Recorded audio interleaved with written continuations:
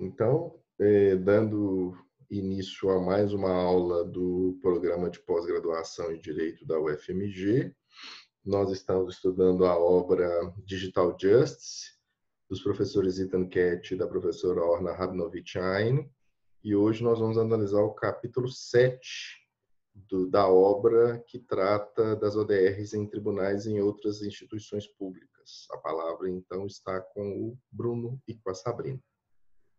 Obrigado, professor. Boa noite aos amigos. Boa noite, professor. Nossa última aula e nossa penúltima aula, né? Estamos no capítulo 7.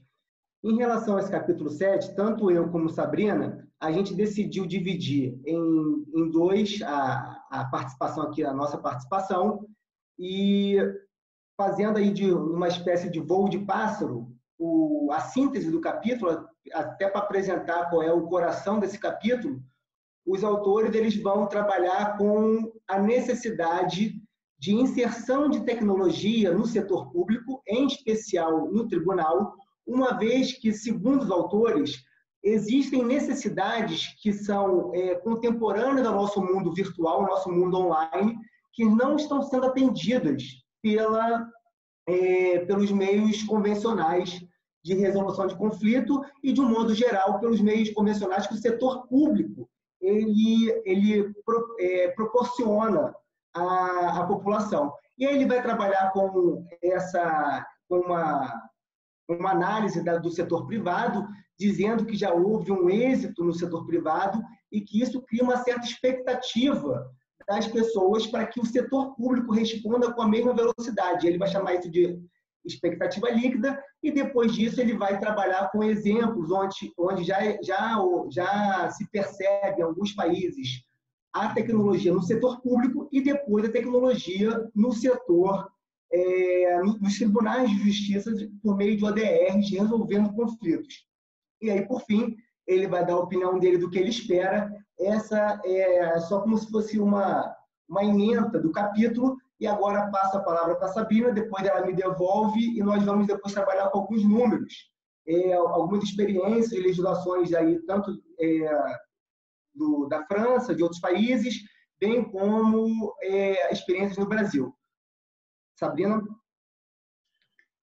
Bem, antes de adentrar aqui Deixa eu voltar aqui só um minutinho.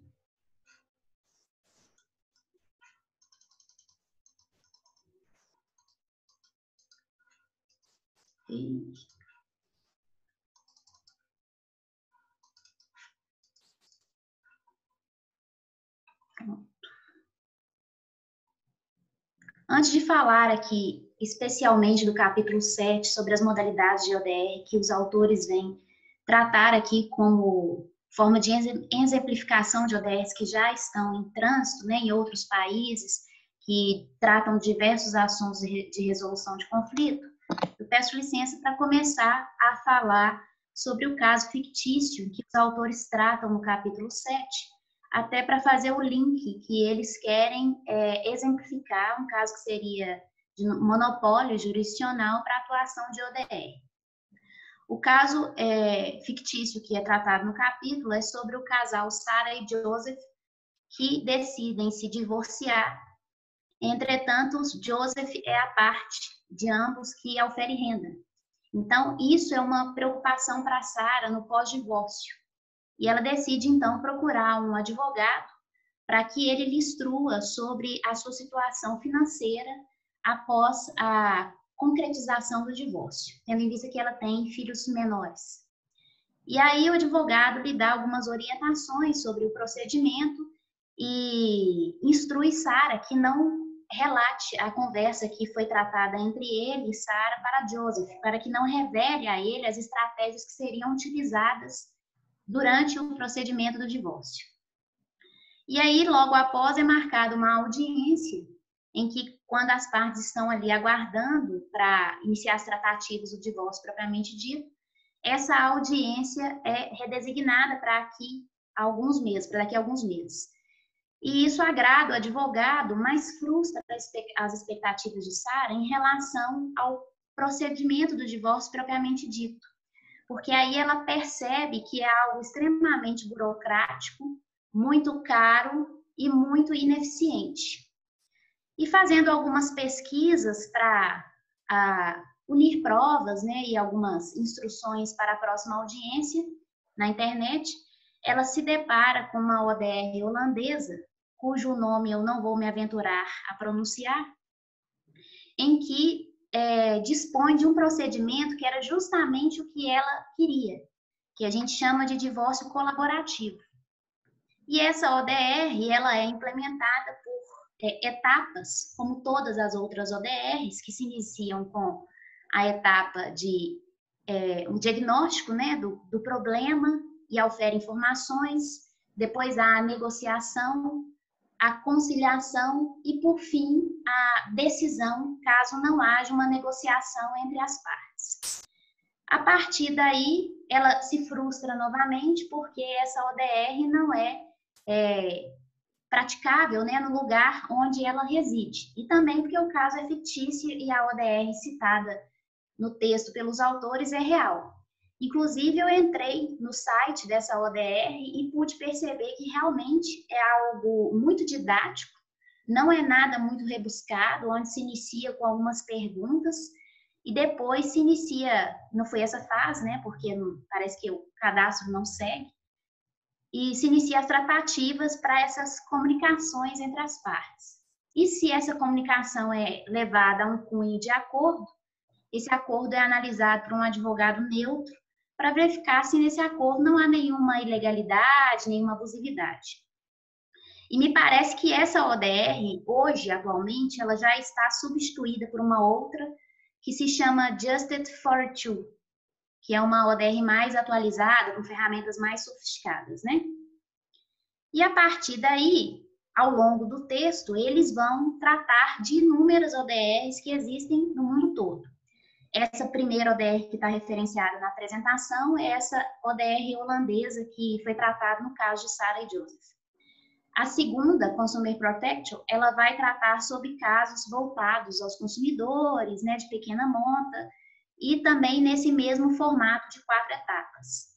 A TurboTax já vai tratar de procedimentos em que há devoluções de impostos aos americanos, então vão ser ODRs que eu acredito que seja algo mais ou menos como aqui, você tem como questionar, né, as devoluções na Receita Federal. E o Ecortron, não sei se é assim que se pronuncia, é uma ODR australiana que trata de alguns casos e inclui também reivindicações de títulos nativos. Eu não entendi muito bem, mas me parece que é algo relacionado à terra. E aí, o que facilitaria também esse estreitamento geográfico na Austrália, onde poderia ter essas discussões online.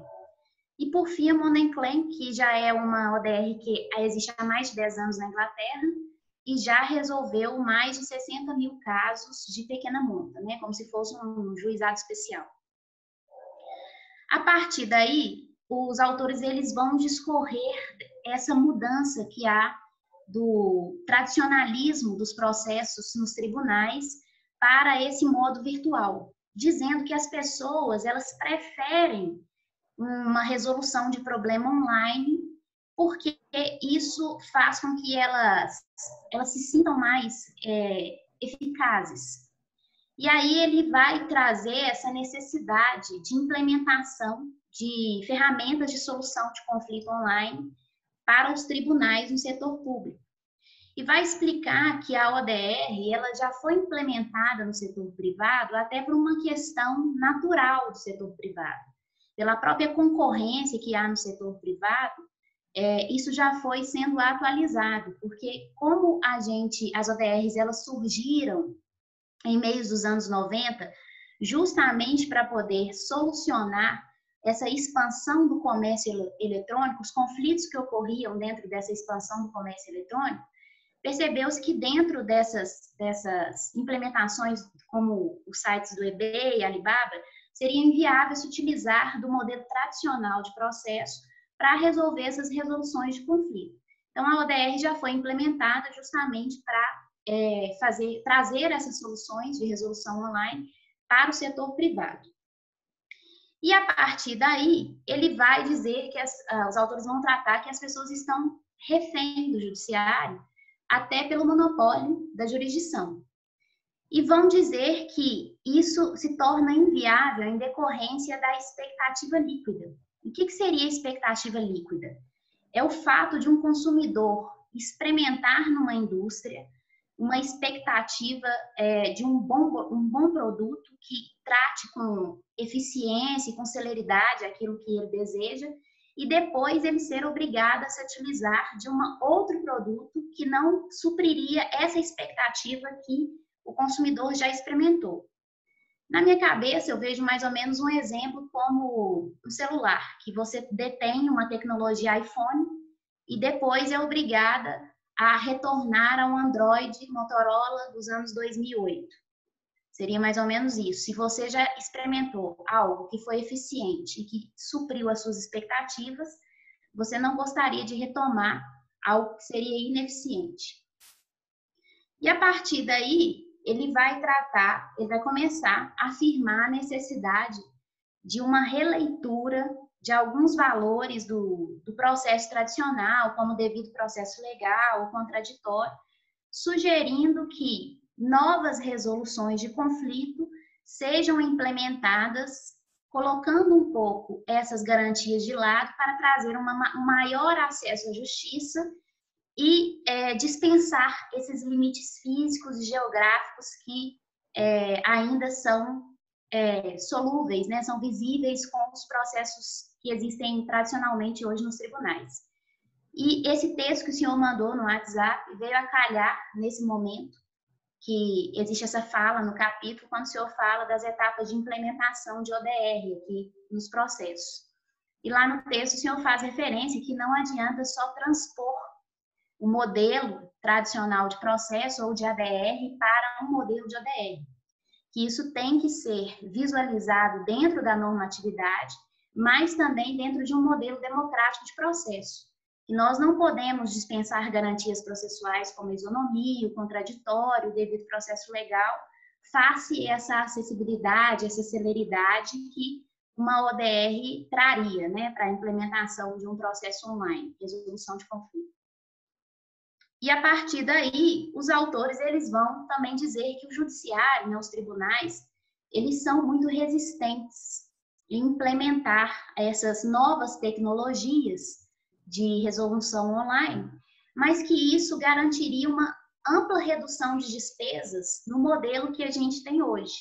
Porque uma estrutura como um tribunal, como o judiciário existe hoje, com certeza implementa muitos gastos, né? E com ferramentas, softwares como ODR, isso também reduziria os gastos.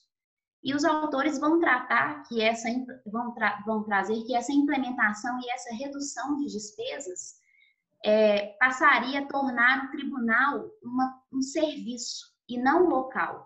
O judiciário passaria a ser visto como um serviço e não um prédio. E ele vai tratar, então, sobre três fases, eles vão tratar sobre três fases de penetração da tecnologia nos tribunais e como que isso iria ocorrer. E a partir daí eu vou passar a palavra para o Bruno, que vai falar disso com maior propriedade. Obrigado, Sabrina.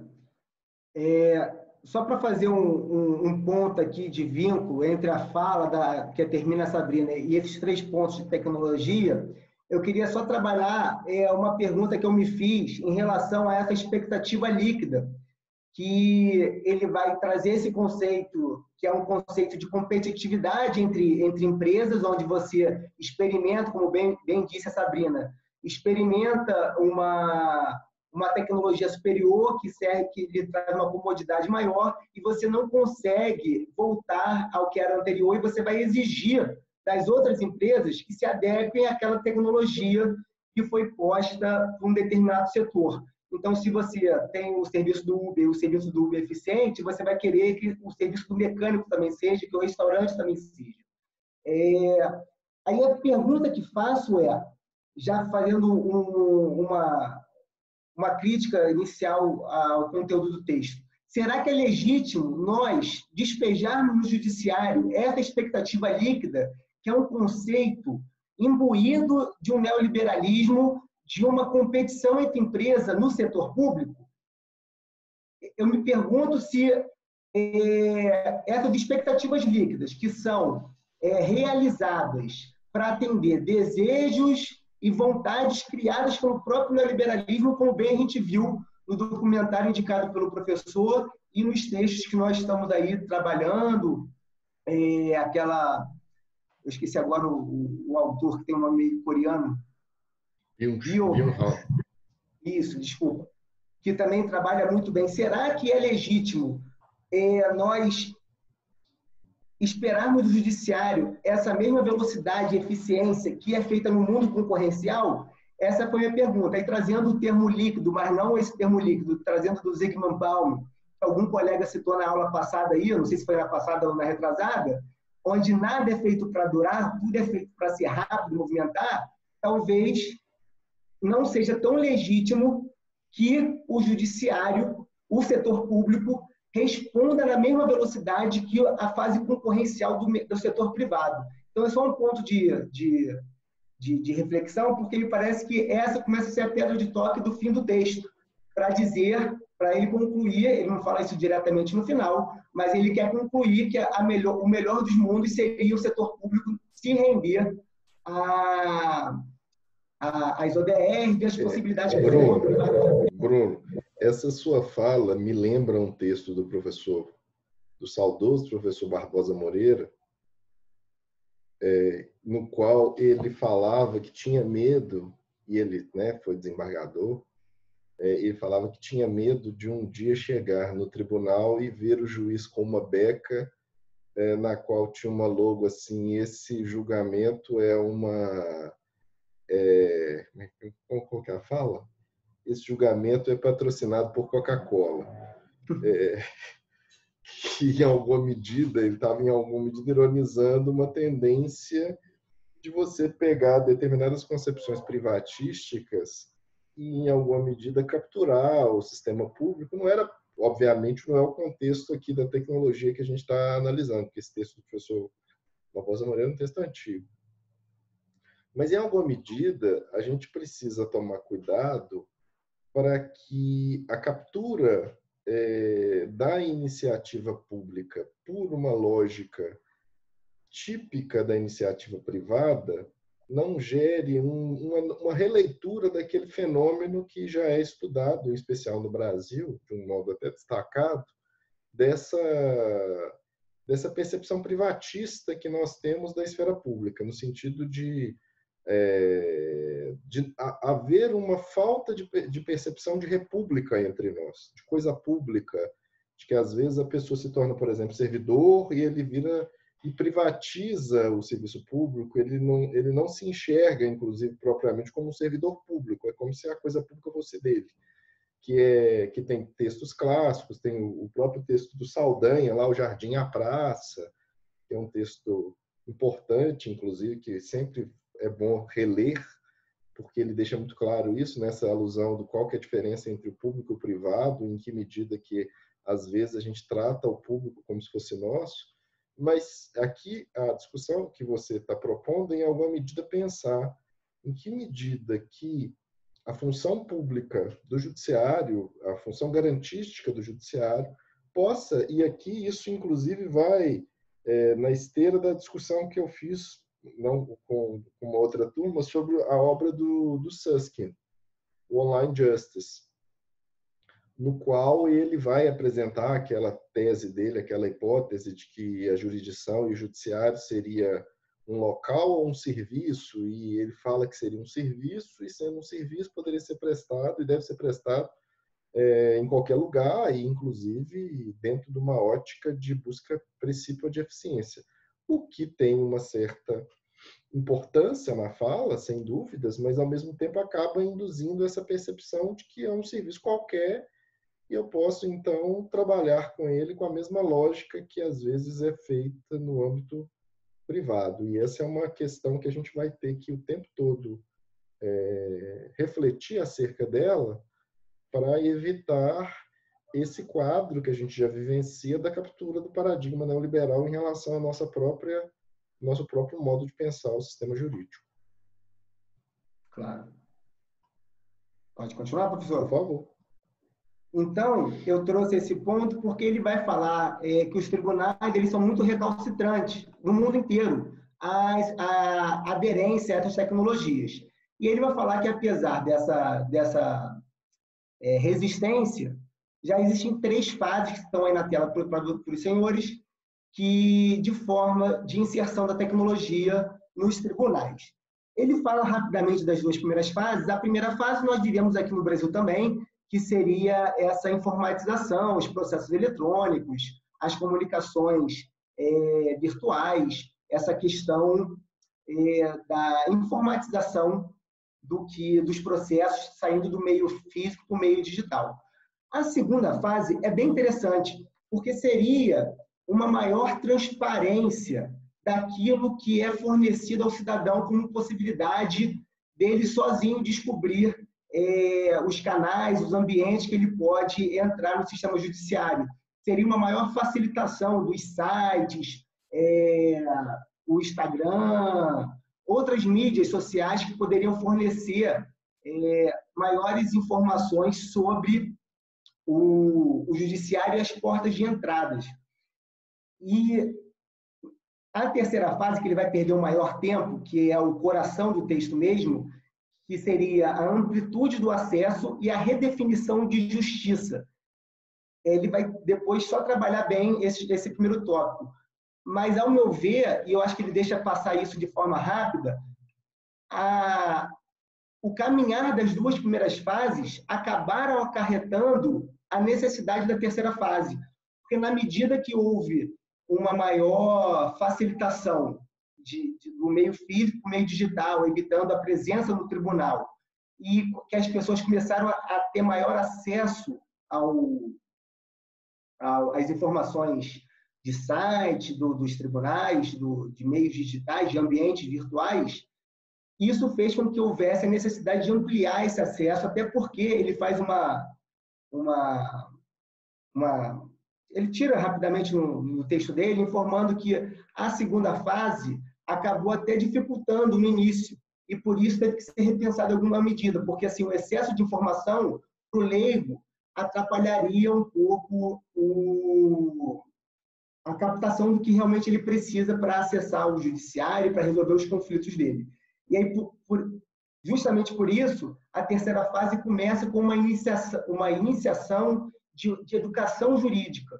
Eu acho que essa é a tônica também das ODRs em si, é a questão de você permitir a facilitação do conhecimento, difundir essa facilitação do conhecimento jurídico aos jurisdicionados. Então, deixa eu só passar aqui. Você passa para mim, por favor, Sabrina?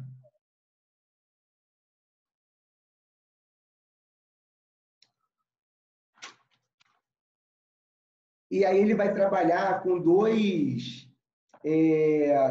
ODRs que já existem no tribunal, que é uma A2J Author, que é de Chicago, e também ICANN, que vai permitir com que as pessoas tenham um maior acesso a resolver seus conflitos num ambiente onde tem uma orientação quase que para criança. Inclusive, ele cita no texto que tem são perguntas interativas feitas para alfabetização.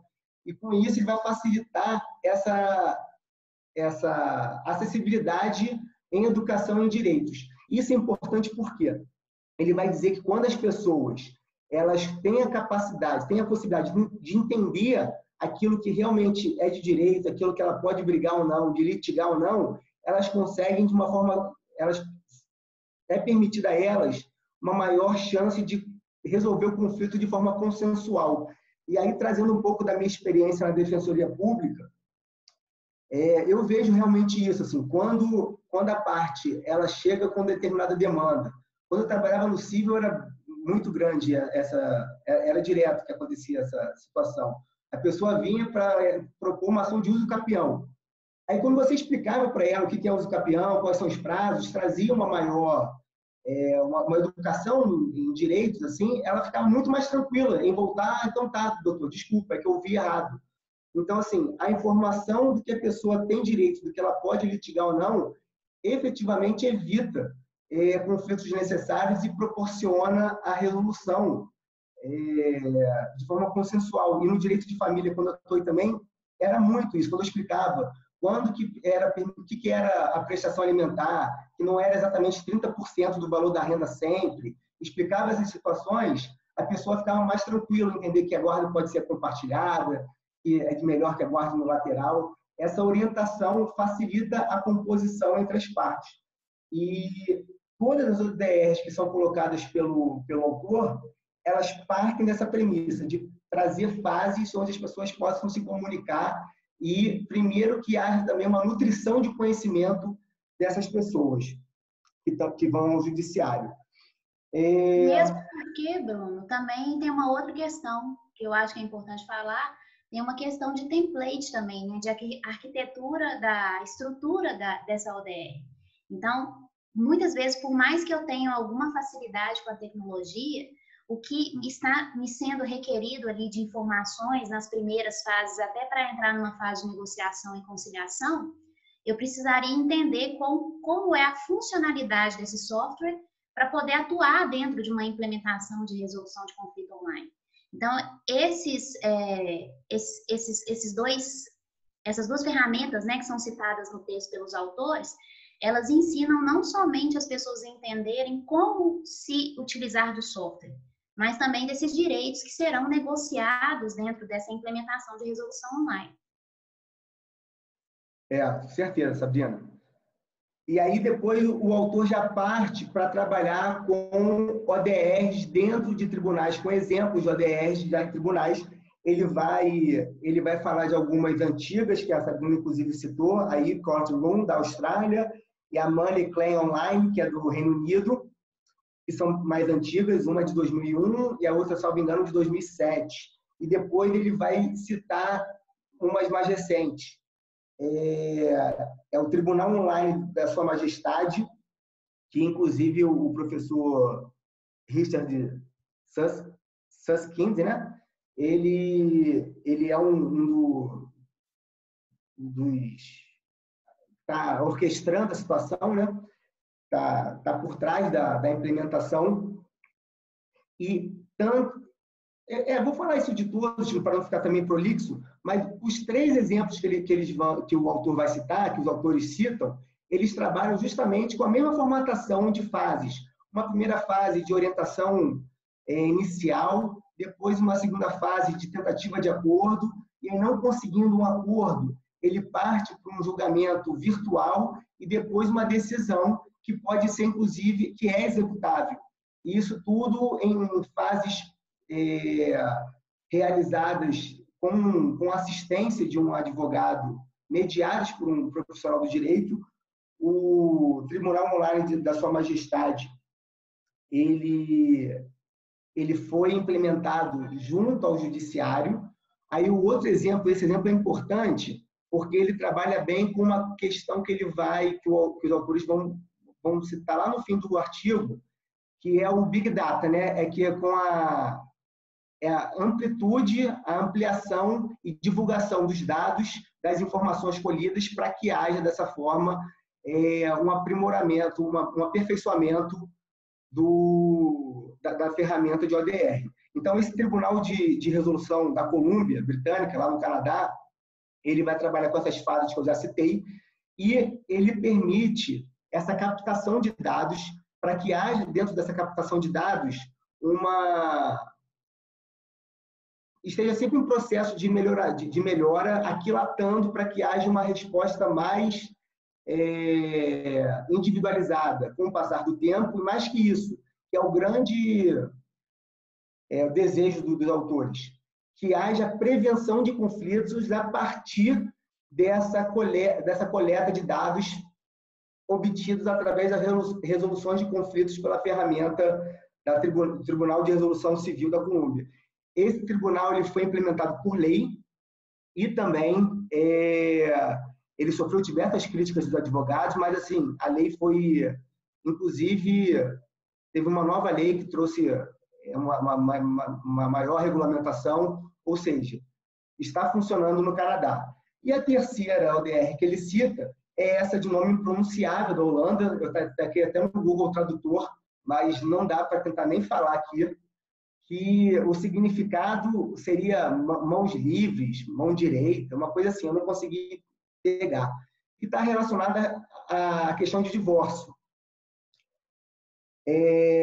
Um ponto bem legal dessa ODR holandesa é porque ela trabalha com uma análise para saber se o acordo vai ser justo ou não. Ou seja, se houver alguma disparidade entre as possibilidades ali negociais, ela impede esse acordo.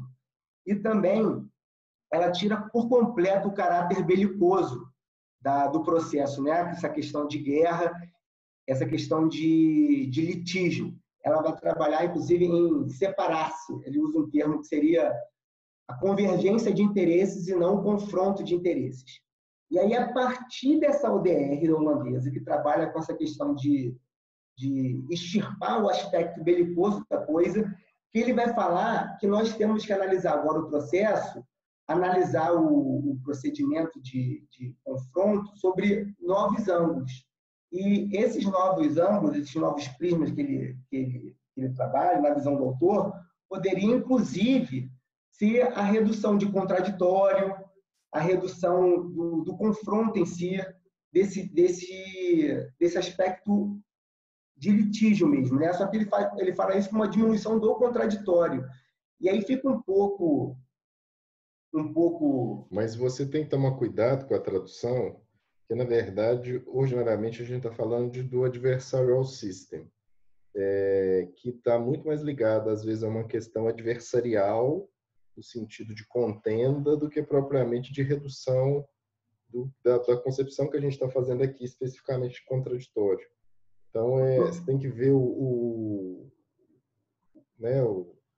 modo como está sendo apresentado para que a interpretação seja em conformidade com ao que me parece que seria mais essa ideia do que propriamente uma restrição do princípio.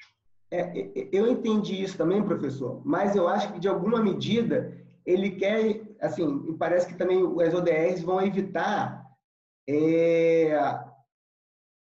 o confronto direto das pessoas. Há uma fase de negociação de forma simples, onde as pessoas vão sendo orientadas e procurando um acordo, mas talvez sem confrontar os direitos, os efetivos direitos que as pessoas poderiam ter debatendo com a outra pessoa. Mas com certeza ele não está falando... Mas perceba, isso que eles estão falando, em alguma medida, tem essa perspectiva sim, mas essa perspectiva dentro da própria lógica que deriva do pensamento lá das ADRs, da ideia lá da ideologia da harmonia, que é essa crença de que você tem que reduzir os quadros belicosos em prol de uma busca de autocomposição. O que realmente tem um problema muito sério de fundo aqui, que é o problema de, em alguma medida, você restringir, às vezes, a própria discussão jurídica, que foi, em alguma medida, o que o movimento da ADR fez, inclusive, nos Estados Unidos, em relação a determinadas litigâncias estratégicas, que foi, inclusive, aquilo que a gente discutiu ainda na primeira parte das aulas. Então, esse problema é um problema realmente que precisa ser enfrentado tanto no âmbito da ADR quanto das ODRs.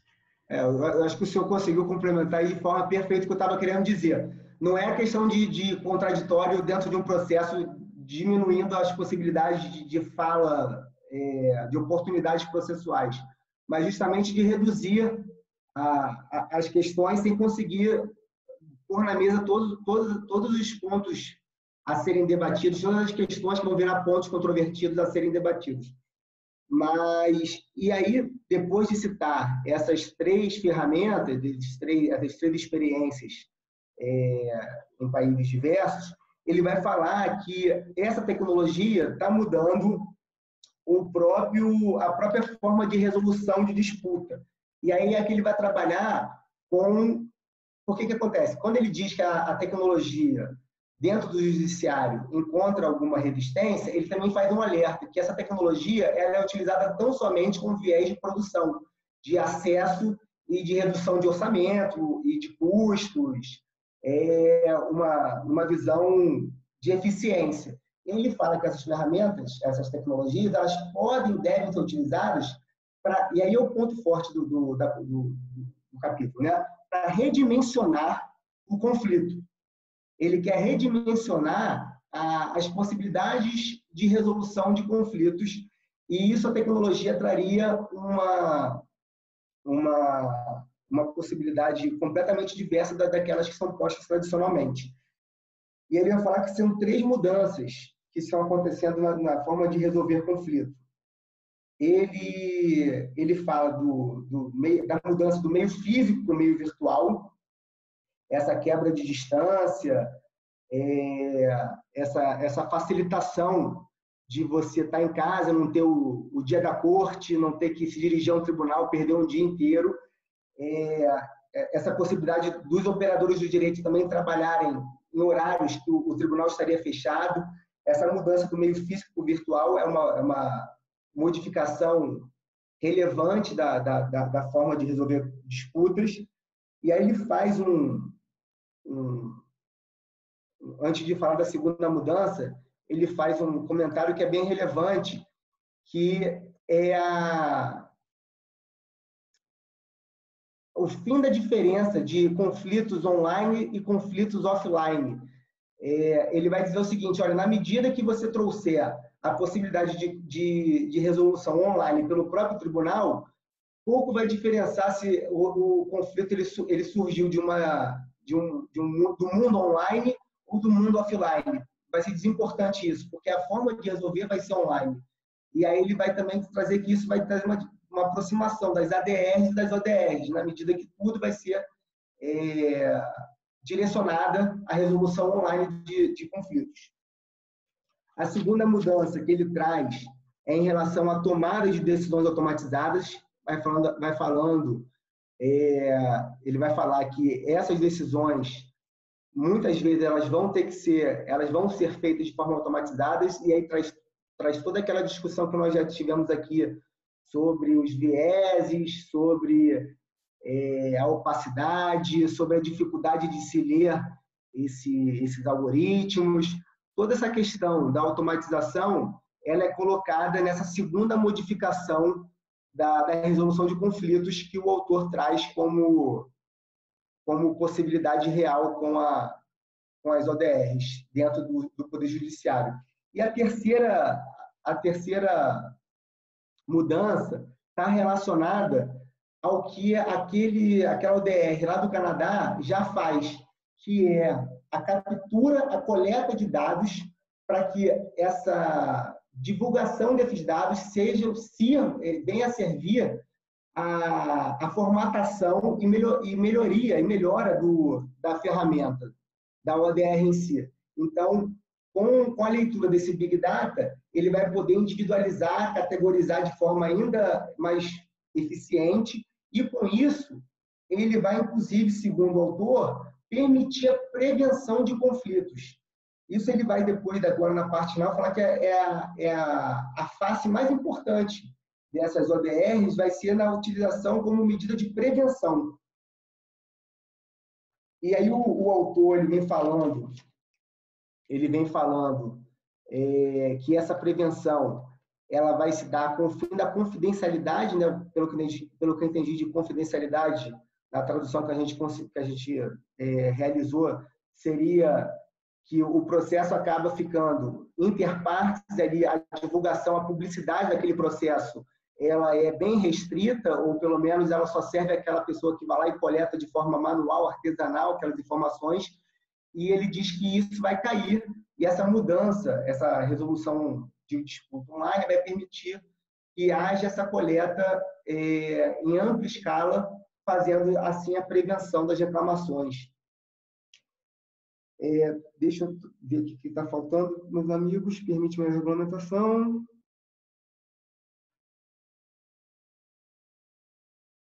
E aí o autor também ele vai informar para a gente que, na visão dele, vão continuar investindo, inclusive deve continuar investindo outros canais que não o tribunal para a resolução de conflitos. Ele fala que tem que caminhar lado a lado os tribunais e que haja, assim, a inserção desses meios online de disputa nesses tribunais, E, de outro lado, ele fala que os meios existentes no setor privado eles devem continuar, porque o tribunal ele não é capaz e nunca vai ser capaz de absorver todas as formas de conflitos existentes nesse nosso mundo online.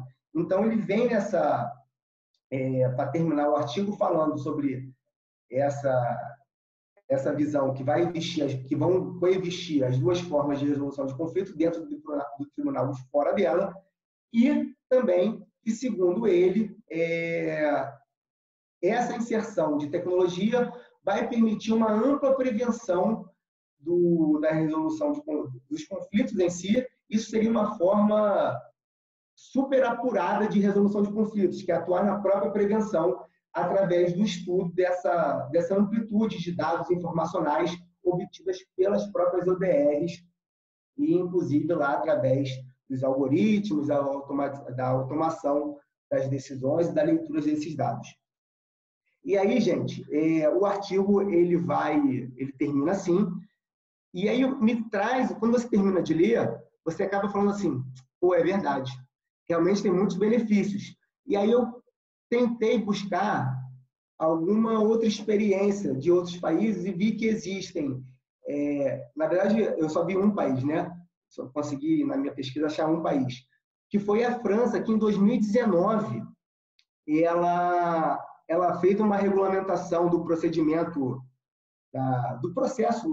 É que, pelo que eu entendi, na França, o processo francês ele não tem nada a ver com o nosso processo daqui, que tem com o italiano, que existe uma ciência super elaborada do processo, e existem várias discussões do processo da ciência processual. Na França é tudo mais sucinto, mais rápido, pelo que eu entendi. Eu estava lendo do procedimento lá deles. E aí, nessa mudança de 2019, é a Lei 222, de março de 2019, que faz uma programação de reforma até 2022. Ele vai falar de forma direta que tem que ter um controle desses serviços online, que pode sim existir pessoas físicas ou jurídicas que venham trabalhar com resolução de conflitos. Ele fala da arbitragem também, só que isso vai ter que ter um controle estatal, e quando isso depender de algoritmos, vai ser necessário que haja uma ampla informação para que as pessoas entendam como que esse algoritmo chegou a resolver a questão, que essas ODRs informem isso, como que se conseguiu resolver a questão, e mais que isso, que se consiga fazer o caminhar da leitura desses algoritmos. Então, achei bem legal essa preocupação da França, que vai na contramão daquilo que os autores acabam trazendo como uma tendência irreversível aplaudida por todos. Na verdade, tem uma discussão forte hoje na França, capitaneada até por esses autores aqui, que é um autor importante, que é o professor Antoine Garrapon e o professor Jean Lassac, no qual eles estão exatamente... Esse livro é um livro que talvez esteja não propriamente na contramão, seria um exagero, mas eles, em alguma medida, eles estão colocando em pauta exatamente o que eles vão chamar de revolução gráfica, que a justiça digital, em alguma medida, vai trazer, e quais são os problemas envolvendo essa tendência. E a França é um país que tem uma preocupação muito grande, inclusive há algum tempo, não sei se foi ano passado, teve até um encontro desses internacionais no qual a melhor fala entre os estadistas foi do Macron, que mostrava exatamente o maior conhecimento sobre o estágio do avanço da inteligência artificial, os problemas envolvendo.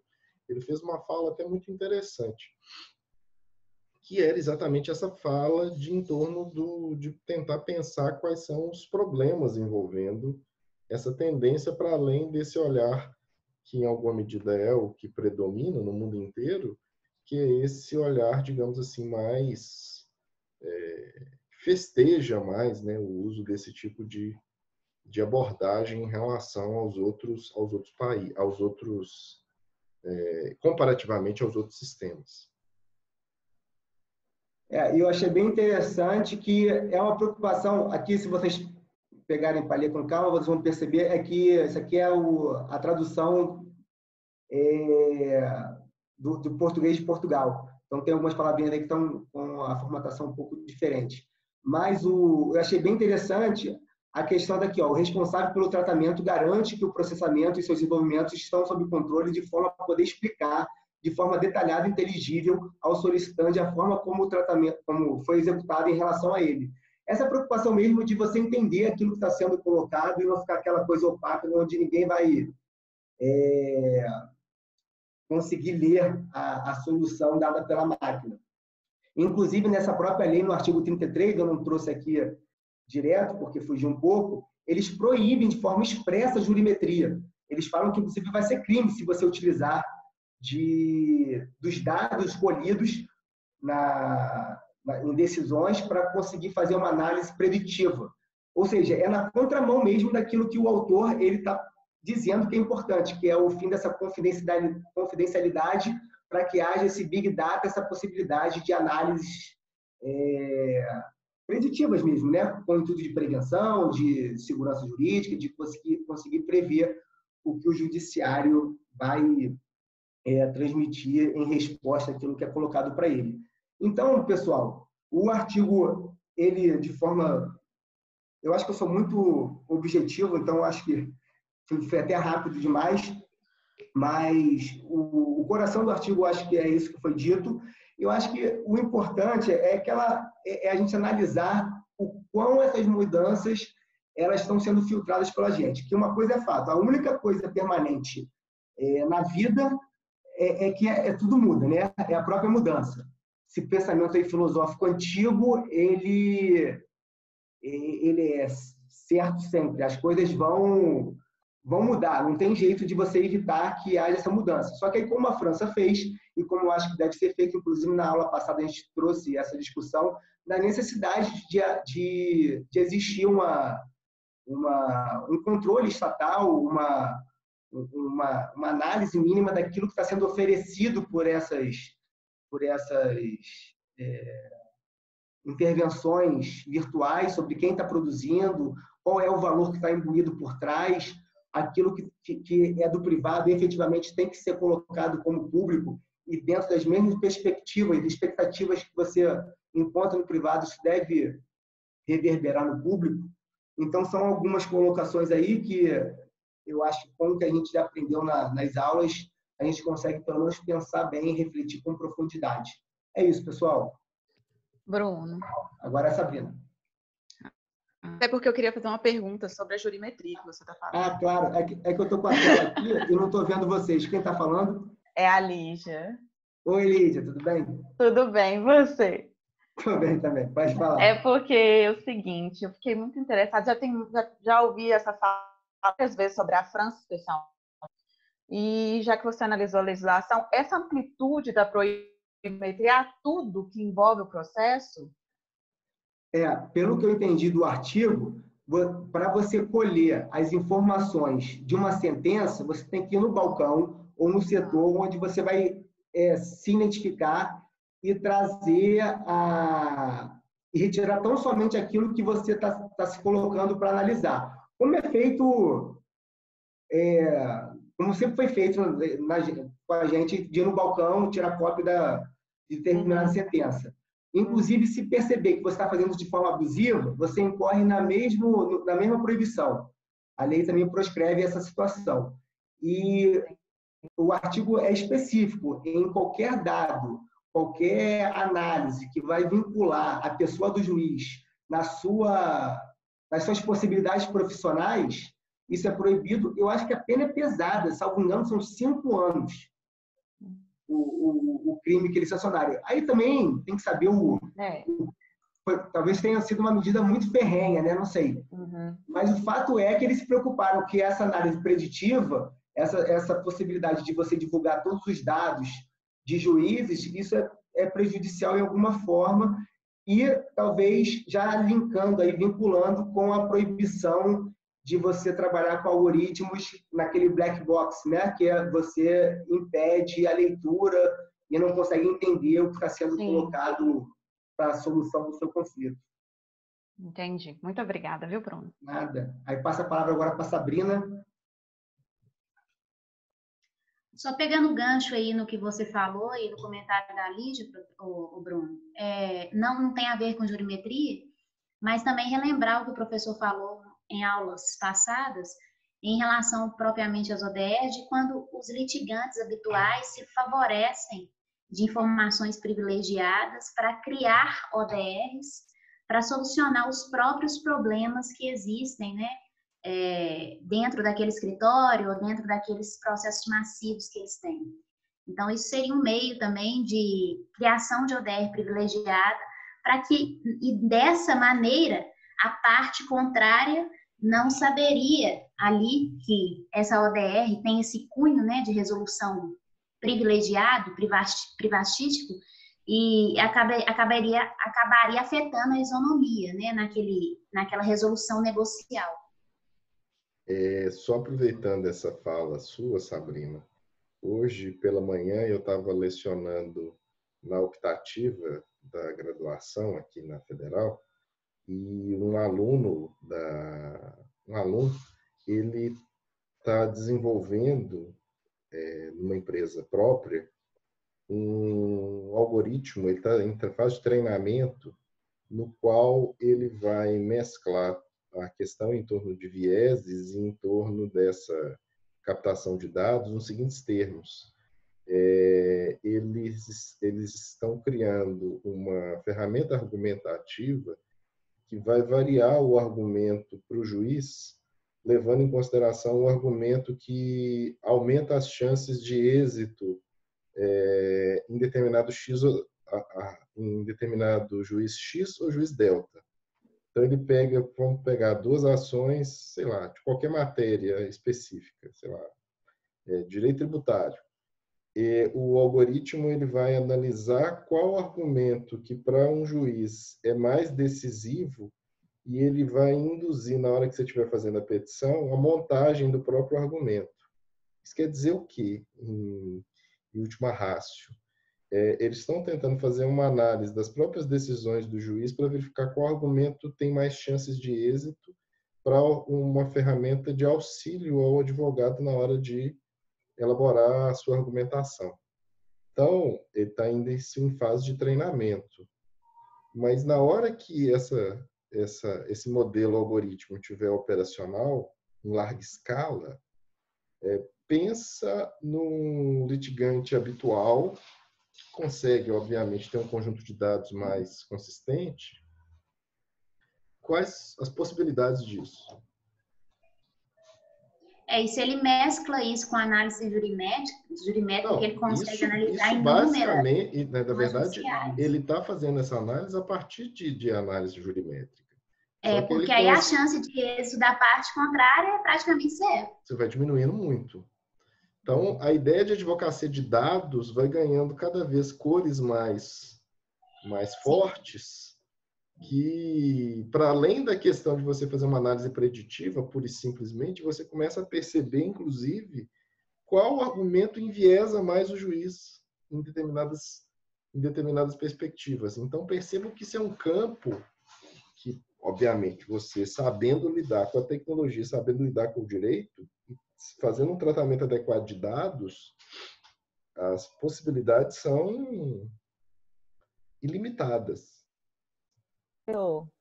Professor, mas talvez isso não possa ser uma ferramenta para ajudar o advogado menor, assim, porque o advogado o litigante que é habitual, ele tem muito mais estratégias, né, para ele testar as teses, para ele poder fazer valer, né, até criar precedentes. Hoje em dia ele tem muitas ferramentas e instrumentos.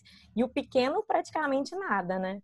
Então talvez consiga. O problema, Marcela, é se o pequeno vai ter acesso a esse tipo de tecnologia. Exatamente. Eu acredito que com o passar do tempo o custo vai ser mais baixo, né? Não, beleza, mas você está partindo do pressuposto que essa vai ser uma tecnologia acessível a todos. Tudo bem que pode chegar ao ponto, e aí, ok, que a ideia é de você pensar numa coisa lá, tipo, sei lá, um serviço quase de streaming, ou seja, você populariza de modo que todo mundo vai ter o mesmo acesso à pesquisa jurisprudencial, e em todos os níveis. Mas, no final das contas, esse tipo de ferramenta, durante algum tempo, ele vai favorecer, por óbvio, quem a desenvolver. E quem que vai desenvolver ou pagar por esse tipo de ferramenta? Salvo se for um litigante ocasional que tem essa habilidade para desenvolver o modelo, isso, obviamente, vai ser vendido para quem? Para as grandes bancas, né, a princípio. É porque eu fico achando que a tendência é a tecnologia ficar cada vez mais barata, né? E com isso dá uma acessibilidade maior. Então, a minha esperança é essa. Não, beleza. Você pode falar assim, a médio prazo, esse tipo de tecnologia. Mas a questão é que sempre as tecnologias de ponta, elas vão, no final das contas, serem acessíveis para quem tem melhores condições financeiras. Quem que tem condição de fazer isso? Seriam os grandes players. Pode ser até um player do âmbito público, como é o caso, por exemplo, da própria ferramenta da AGU, que é uma ferramenta muito operacional. O Sapiens 2 agora, inclusive, dizem que vai ser mais sofisticado em termos de auxílio para o advogado da União. Mas é um litigante habitual, do mesmo modo. Não, beleza. Entendeu? Foi só um pensamento, assim. Não, tomara que evolua por outras. O seu pensamento otimista é muito bem-vindo, só que ele me parece que, num primeiro momento, a tendência disso ganhar força cada vez maior para quem? Para o litigante habitual. O litigante eventual vai ter esse tipo de possibilidade? No primeiro momento, pelo menos, ou durante algum tempo? Mas vamos lá. Vamos lá. Obrigada, viu? Bem, agradeço. Eu fiquei curiosa, né? Quis pegar alguns dados de ODRs, né, de solução de conflito online, em outros locais, em outros países, porque aqui a gente ainda não tem dados expansivos, tendo em vista que as ferramentas que estão atreladas aos tribunais ainda são muito recentes, né, que é o consumidor.gov e a mediação digital do CNJ. Mas na Europa isso já é uma realidade e tem dados mais consistentes. Então, da comunidade europeia, tem os 10 setores mais reclamados por ODR e que vai ser liderado pelas companhias aéreas. E, por fim, até eletrodoméstico, serviço de telefonia, que eu fiquei bastante espantada, porque parece que serviço de telefonia lá está em penúltimo, porque é o contrário aqui para a gente, aqui tem inúmeros, né, massivos processos de telefonia, mas lá parece que eles não têm muito problema com isso. E as ODRs lá, elas são mais interessantes também pelo fato de estar dentro da comunidade europeia, elas resolvem problemas tanto nacionais dentro do próprio país, como transfronteiriças, fora do país também. Então, elas abarcam um maior limite geográfico lá dentro da comunidade europeia. E aqui também tive acesso a um estudo de 2 advogadas paranaenses que fizeram no ano de 2018 uma publicação de um artigo na revista da OAB do Paraná, que elas analisaram 19 ODRs que estão também vinculadas à B2E, ODRs privadas, claro, que trabalham com esses sistemas. E elas fazem algumas metodologias de análise. Primeiro, elas começam a tratar o tempo de duração de uma ODR aqui no Brasil. O tempo mais longo que elas conseguiram verificar dentro dessa quantitativa de experimento delas de 19 ODRs, foi de 6 anos, mas o tempo de duração de uma ODR é de mais ou menos 4 anos. Aí, em relação ao CEO da ODR, geralmente todos são advogados, até acredito eu, por ter essa experiência, né, de negociação, conciliação e poder trabalhar as etapas da ODR. Em relação à automatização, se essa automatização da ODR teria alguma implementação humana. Então, na maioria delas é parcial. Tem etapas totalmente online e tem etapas também que requerem uma intervenção humana. Em relação à jurisdição, se as ODRs privadas aqui no Brasil, elas conseguem trabalhar com resoluções que demandam casos estrangeiros, né, empresas estrangeiras. A maioria das ODRs aqui, elas se limitam a uma jurisdição restritiva. Elas fazem uma análise também em relação ao custeio, quem é que paga essa ferramenta, né, o software de ODR, para utilizar essa ODR. geralmente é o requerente ou há uma divisão entre ambas as partes, mas existem ODRs também que são gratuitas. Quando você recebe aquela mensagem lá que compra seu crédito, né, possível crédito de indenização, e depois poderia implementar uma negociação judicial com a empresa. E, por fim, em relação à concentração, né, em que localidade do país está implementada a maior parte de ODRs aqui no Brasil. No Sudeste, especialmente em São Paulo. Então, essa pesquisa delas pôde me trazer uma visão mais ampla, né, do que é uma ODR, como elas funcionam e como que funciona esse processamento aqui de resolução de conflitos online. Uma coisa que eu achei interessante também, não tratado sobre o estudo aqui, mas sobre um relatório que foi gerado pelo professor Richard Susskind em 2015, porque me parece que o projeto piloto dele ainda não foi implementado totalmente na Inglaterra, né? Ainda está em fase de teste. E aí ele vai trabalhar com um triângulo ao contrário, dizendo que eu começo da prevenção, depois do gerenciamento e, por fim, a resolução dos conflitos. Realmente ele é um entusiasta e muito otimista, né, no que pode ser implementado em vias de ODR na Inglaterra, mas por uma visão aqui mais nossa do Brasil, isso é um pouco diferente aqui, tendo em vista que nós já discutimos isso aqui, temos muito acesso à justiça e também não é algo muito dispendioso, não é muito caro. Então, numa visão assim, especialmente minha, eu acho que a ODR, sim, ela pode ser implementada aqui como uma ferramenta auxiliar do tribunal, mas não como um procedimento de substituição de um processo. Então, para mim, se houvesse uma implementação aqui, deveria haver uma possibilidade de escolha, porque muitas vezes eu vou me aventurar num procedimento que eu não tenho nem conhecimento sobre o que se trata, e depois gerado uma negociação ali online, sem uma assessoria, alguma coisa mais transparente, e aquilo for homologado por decisão judicial, não tem como quebrar esse tipo de homologação. Então, professor, não sei sua opinião, mas eu ainda, assim, apesar de todo o entusiasmo do relatório que eu li do professor Richard Susskind, e também do capítulo 7 aí, dos autores, eu ainda não me abri totalmente para a ODR como eles trabalham aí, não.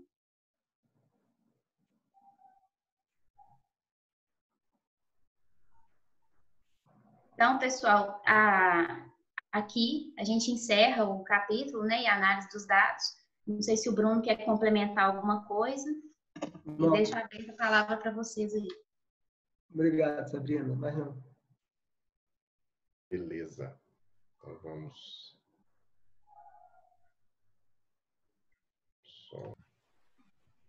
Bem, então, terminada a análise de todos os capítulos da obra, nós então passamos à conclusão, que vai ser apresentada pelo Leandro. A palavra está contigo. Professor, muito boa noite, aos colegas também. Apresentar a conclusão é sempre uma tarefa muito ingrata, né? As apresentações foram todas de alto nível e eu, infelizmente, não pude participar das aulas de quinta-feira, mas todas as de terça-feira que eu vi, a do Bernardo e a do Luiz inicialmente, a da Sabrina agora também, do Bruno, eu achei fantásticas assim.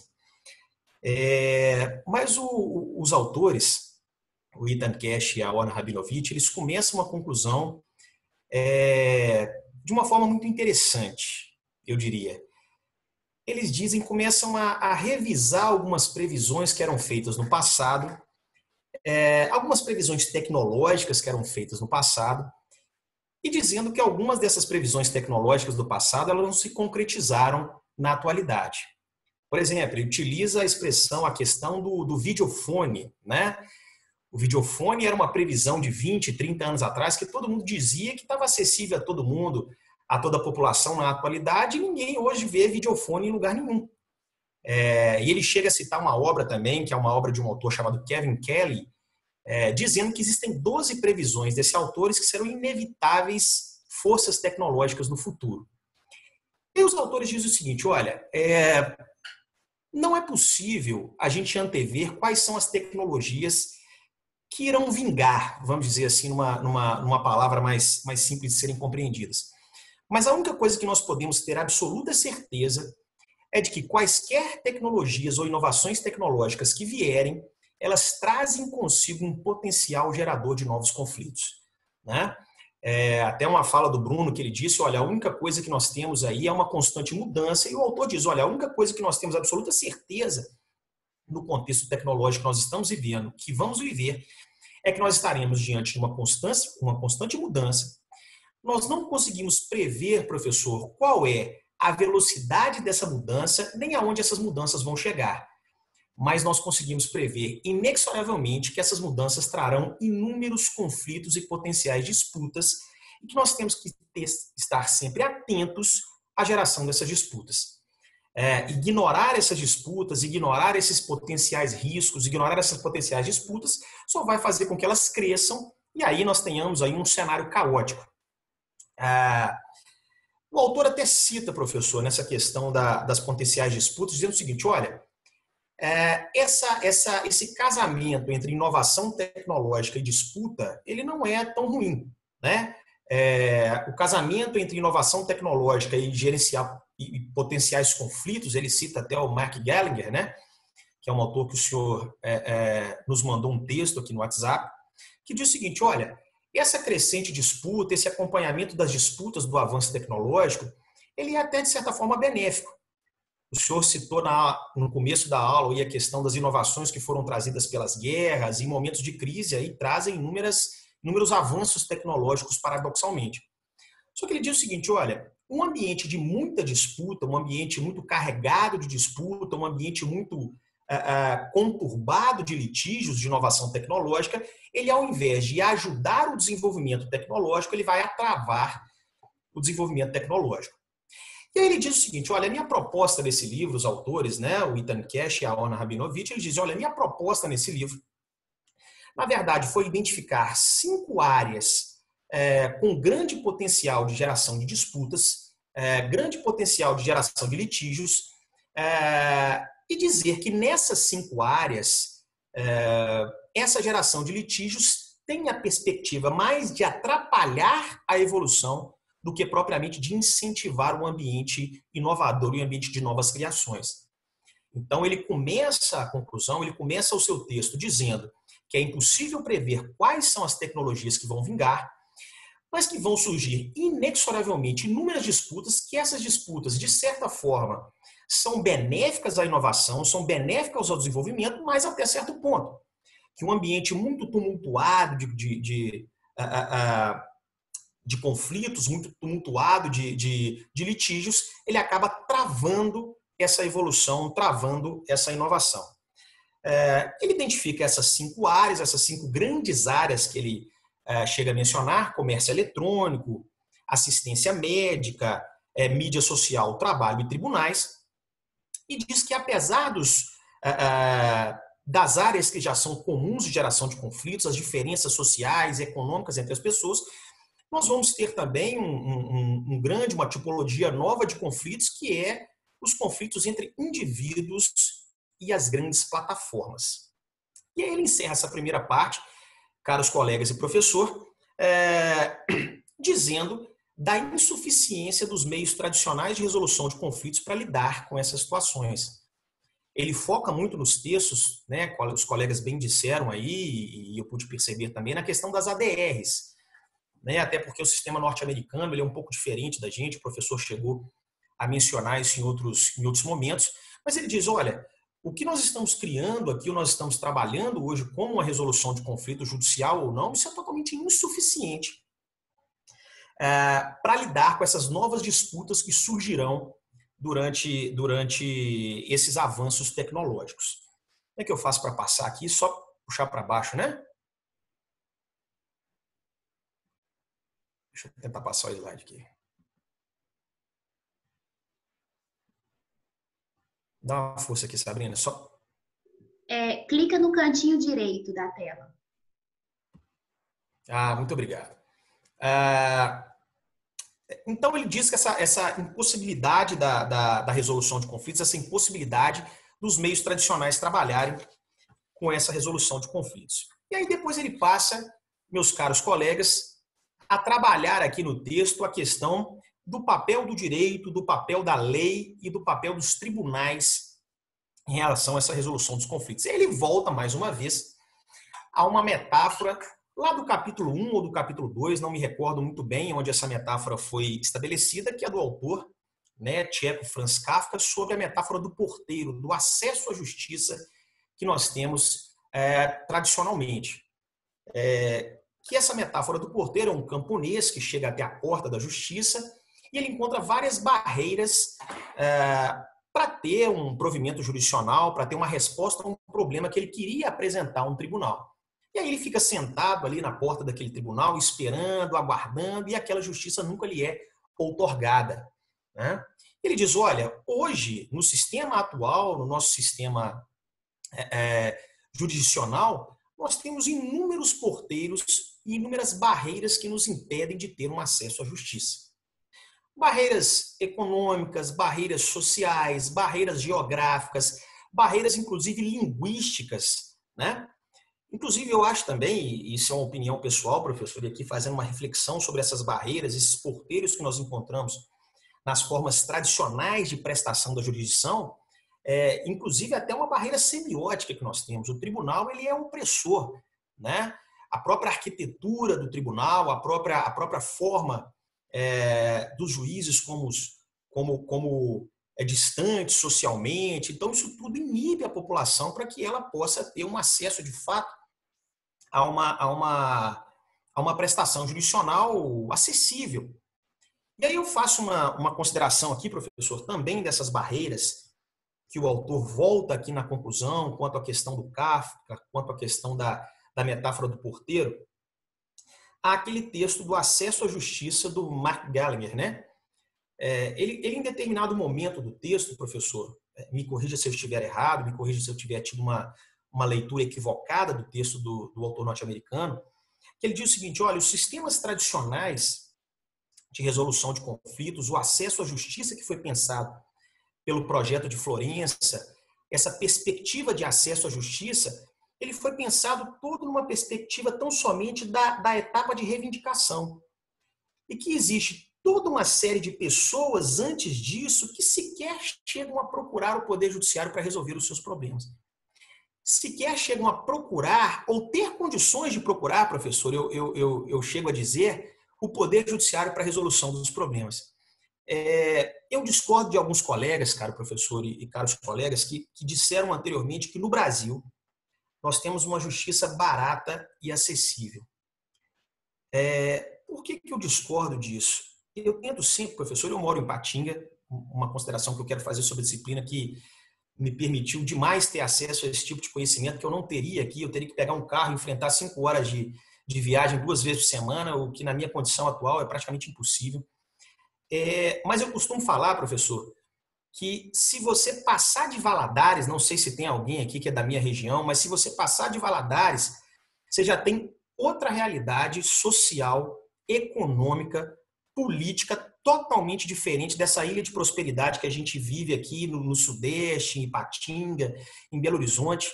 Né? Eu tenho uma irmã que trabalhou numa cidade chamada Franciscópolis, que é no norte de Minas, uma cidade de 3 mil habitantes, que ela me contava algumas coisas que ela falava, Leandro, olha, tem gente que chega aqui que não tem chinelo.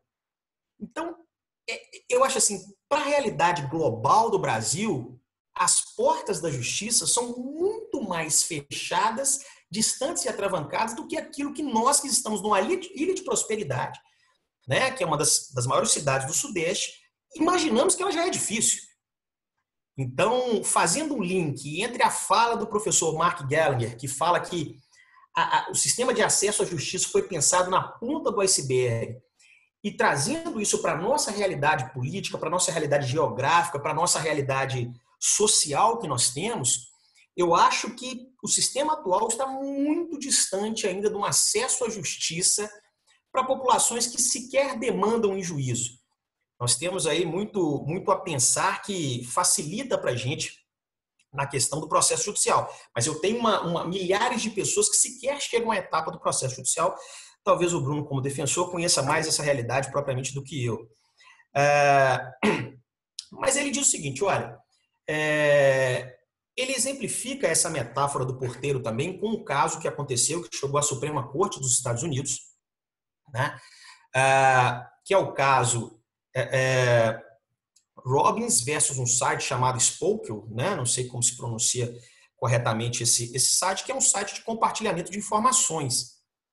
Ele diz o seguinte, olha, esse autor, esse Robbins, ele foi pesquisar sobre a sua personalidade, sobre ele na internet, e ele encontrou espelhado nesse site de informações uma pessoa totalmente diferente daquilo que ele era.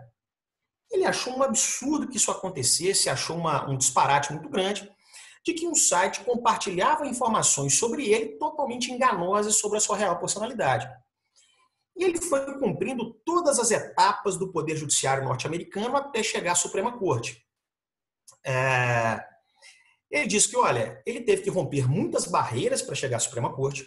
A Suprema Corte devolveu esse caso à Corte de Apelação para se manifestar sobre algum ponto, mas os juízes da Suprema Corte lá nos Estados Unidos, quando estavam fazendo uma indagação sobre o caso, me parece que lá tem uma fase nesse sentido, eles se mostraram muito preocupados, apesar de dizer que a Suprema Corte não é uma corte de correção de erros individuais, correção de erros informacionais, eles se mostravam preocupados desse compartilhamento de informações e desses problemas que podem advir desse compartilhamento de informações. Ele cita até uma fala de um juiz que diz o seguinte, olha, você vai me desculpar, Spokel, mas se isso acontecesse comigo, eu ficaria extremamente aborrecido e extremamente chateado com isso. E imagino que várias pessoas também fiquem chateadas com essa situação. Então ele diz que apesar da Suprema Corte não ser uma corte de correção de erros, ela se mostrou preocupada com essa situação. E ele diz, olha, um dos grandes problemas que nós temos hoje em dia e que vai surgir para a correção das ODRs é a questão na cadeia de informações. Não sei se eu estou me expressando muito claramente nessa situação.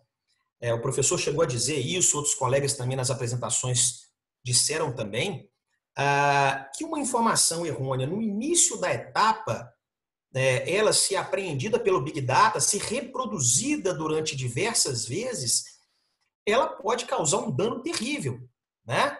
Então, nós estamos diante aí de uma sociedade em que há o compartilhamento, em que há essa situação, que um erro de compartilhamento de informação, uma correção de erros, ela é premente.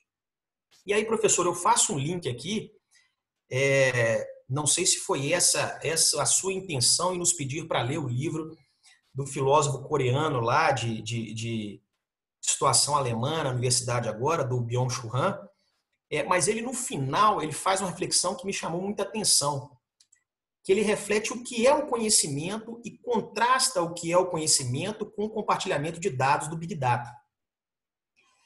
E o que eu tive, professor, de percepção dessa parte final, dessa informação do Byung-Chul Han é o seguinte, ele diz o seguinte, olha, a explosão de informações, ela se assemelha àquilo que no iluminismo a estatística ela apresentou. Puramente as informações, por informação, isso não quer dizer nada, isso não gera conhecimento. Até a relação de causalidade é uma relação pobre. O conhecimento, na verdade, é conceituação. E o Big Data não pode fazer conceituação. As conceituações, as informações, a geração de conhecimento, elas podem ser apreendidas pelo Big Data e até trabalhadas. Mas elas não são nada sem a conceituação que só o humano pode fazer. Mas a conclusão que ele chega nessa só para aproveitar essa fala sua, Leandro, claro, professor. Todos nós, assim, a comunidade tecnológica toda está meio impactada com aquele modelo novo lá do OpenAI, lá do GPT-3, que é aquele modelo de processamento de linguagem que foi lançado recentemente, que tem 175 bilhões de parâmetros, e que você coloca frases iniciais e ele faz um poema integralmente. Ele consegue criar uma partitura de música e etc, etc. E isso está gerando uma grande discussão, como eu já tive a oportunidade de falar para vocês. E assim, realmente, os parâmetros do modelo são impressionantes.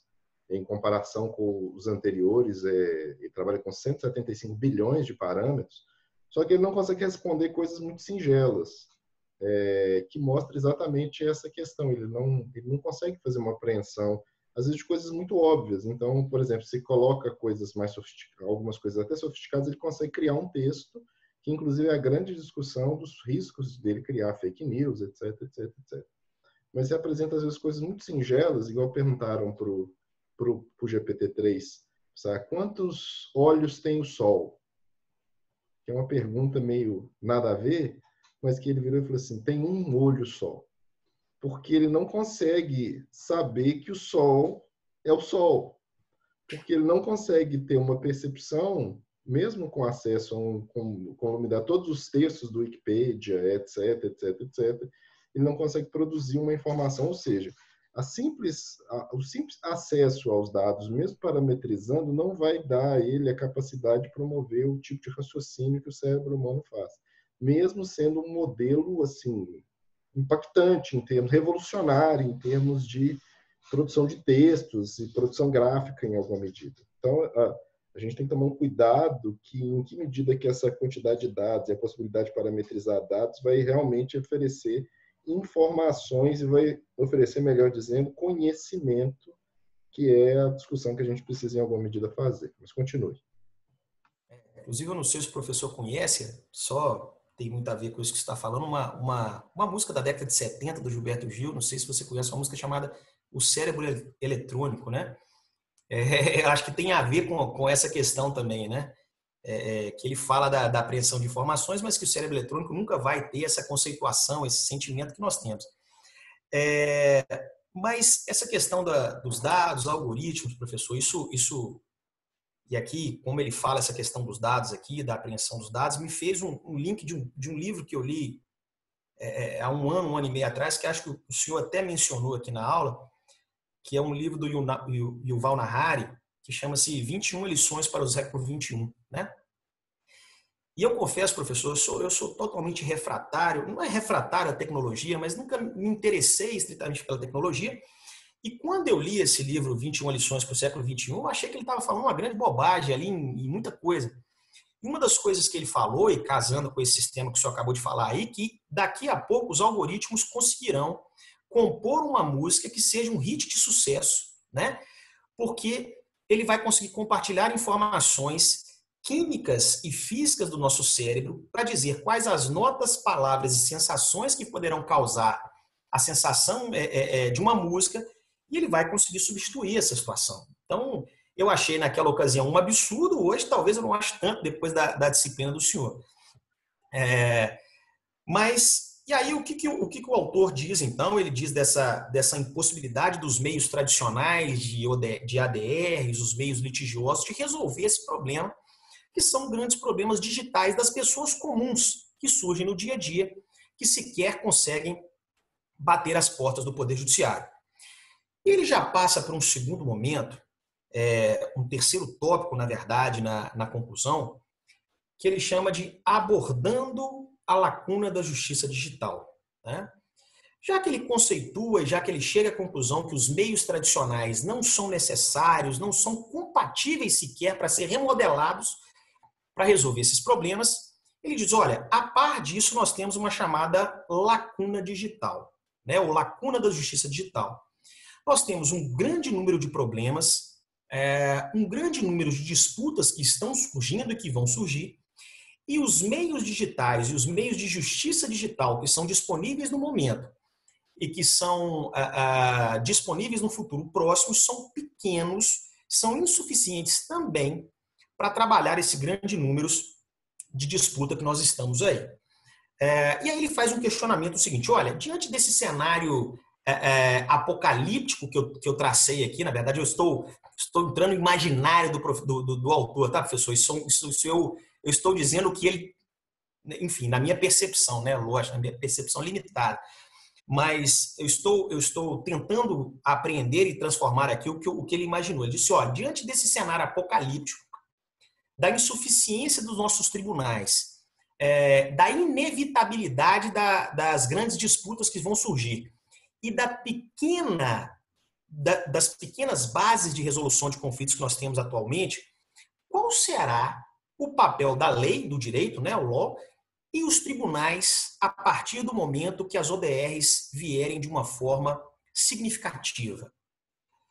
Será que a lei vai ser integralmente deixada de lado? Será que os tribunais vão ser integralmente deixados de lado? Mas aonde a lei, que é uma instituição conservadora, que é uma instituição atual, que é uma instituição lenta, aonde ela vai entrar quando as ODRs preencherem esse espaço que hoje grande parte é destinado à resolução de conflitos no Poder Judiciário e lá nos Estados Unidos com as ADRs de forma mais pontual. E aí, eu antes de passar para esse papel da lei, eu quero fazer até uma reflexão, pegando um gancho no que a Sabrina disse. Grande parte dos colegas disseram, e que é discutido nessa disciplina, essa reflexão crítica que nós temos em relação às ODRs, seja crítica aqui no sentido lato sensu, de benefícios e malefícios que ela pode trazer, mas na minha percepção individual, Sabrina e demais colegas, é um processo inevitável. E falo isso, professor, por uma observação empírica, assim, dentro do meu mundo, né?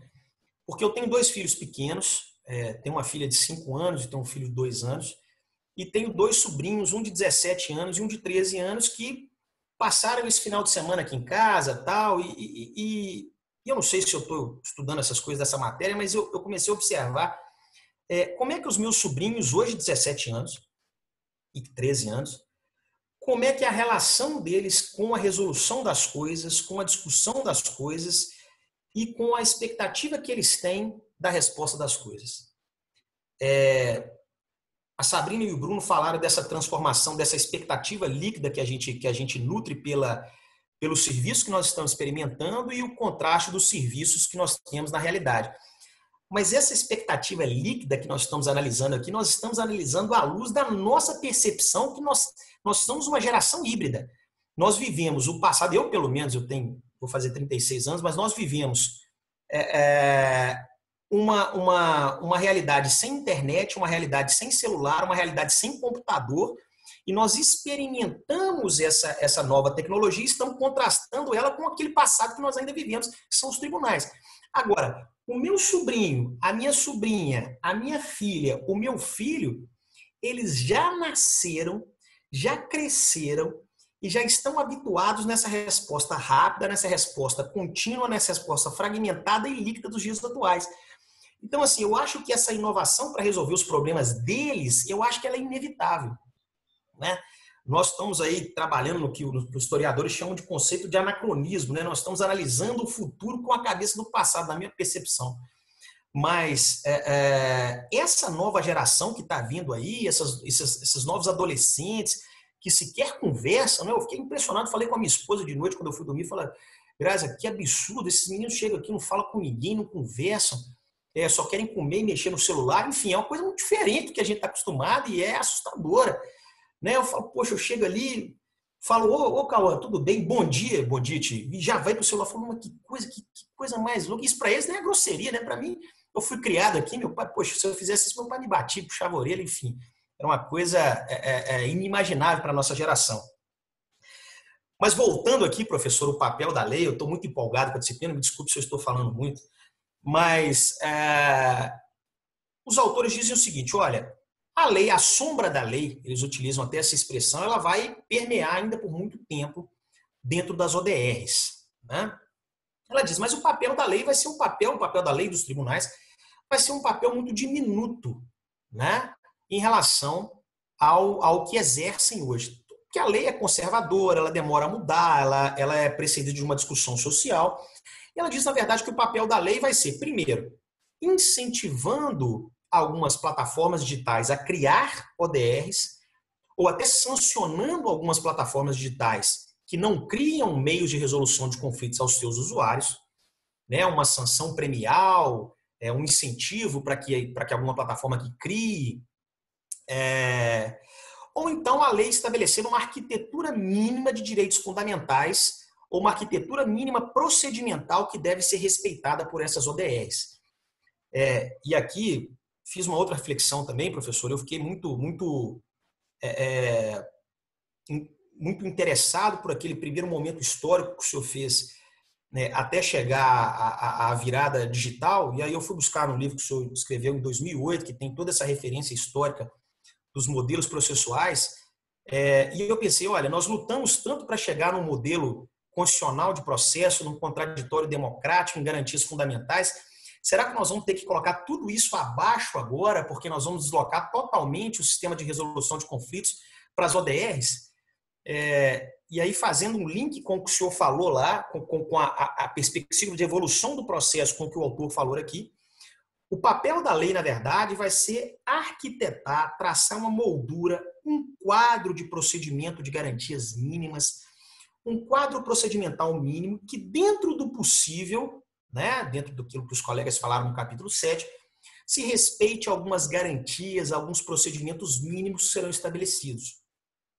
Então, seria esse papel. O papel da lei seria de incentivar plataformas a criar essas ODRs ou sancionar eventuais plataformas que ainda não criassem e criar uma arquitetura mínima, um desenho de software mínimo que respeite o contraditório, que não permita que essas ODRs representem os centros de interesses dos grandes players. Não sei até que ponto a lei daria conta de fazer isso frente a essa inovação tecnológica tal. E ele chega a dizer que onde a lei não entrou, a imparcialidade não foi respeitada. É claro, os atores econômicos, aí, as grandes empresas, ao criarem as plataformas, elas estão minimamente preocupando em satisfazer um conceito de acesso à justiça. Como o próprio Moldria foi criado lá na concepção original, eles querem, na verdade, gerar um engajamento maior dentro da plataforma. Então, a grande preocupação, uma preocupação muito sutil, viu, professor? Ele não deixa nem transparecer isso muito, não, que ele é tão entusiasta das ODS que ele deixa isso de uma forma muito sutil, escamotada no seu texto, mas que eu pude perceber, enfim, não sei se eu percebi certo ou errado, mas foi a minha percepção de texto. E ele passa, então, a dizer o seguinte, olha, por que as ODRs, então, prosperarão? Né? Por que as ODRs elas prosperarão num futuro próximo? E eu acredito que elas prosperarão, não por uma vontade minha, mas também não exerço nenhuma resistência a isso, mas é um prognóstico aqui futurista do autor, e eu, em tantos pontos aqui, eu concordo com ele. Primeiro, ele chega a um primeiro ponto, a uma primeira sentença, vamos dizer assim, metodologicamente falando, de por que as ODRs prosperarão. Primeiro que ele diz que os tribunais adotarão as ODRs porque a justiça é lenta, é cara, burocrática e ineficiente. E aqui, em relação a essa primeira sentença, eu quero fazer uma consideração sobre o que nós tentamos no atual Código de Processo Civil de 2015. O professor, obviamente, tem condições muito melhores, porque participou do debate lá da questão da legislação, para o que está acontecendo atualmente. E eu professor, eu gosto, alguns professores do UFMG têm um grupo do Observatório do Judiciário, e eu gosto muito dessa perspectiva de analisar se as coisas estão funcionando ou não, se os modelos foram de fato exitosos ou não. Mas eu confesso, professor, que depois que eu fiz essa matéria do senhor, eu fiquei muito triste assim. Pode me corrigir, professor, pode me passar o sabão que o senhor quiser. Eu fiquei muito triste assim com o que nós trouxemos para a legislação, com que isso, algumas partes, tá, professor? Como que isso já foi discutido exaustivamente em alguns países em que esse modelo foi testado anteriormente, e como a literatura que o senhor trabalhou nessa disciplina nos mostrou que esses modelos foram insuficientes perante a nossa realidade e o estágio que nós estamos na nossa sociedade atual. Por exemplo, as ADRs, né? As ADRs foram uma grande aposta do nosso atual código, o artigo 3º, os meios consensuais de resolução de conflitos alçados como meios preferenciais, enfim.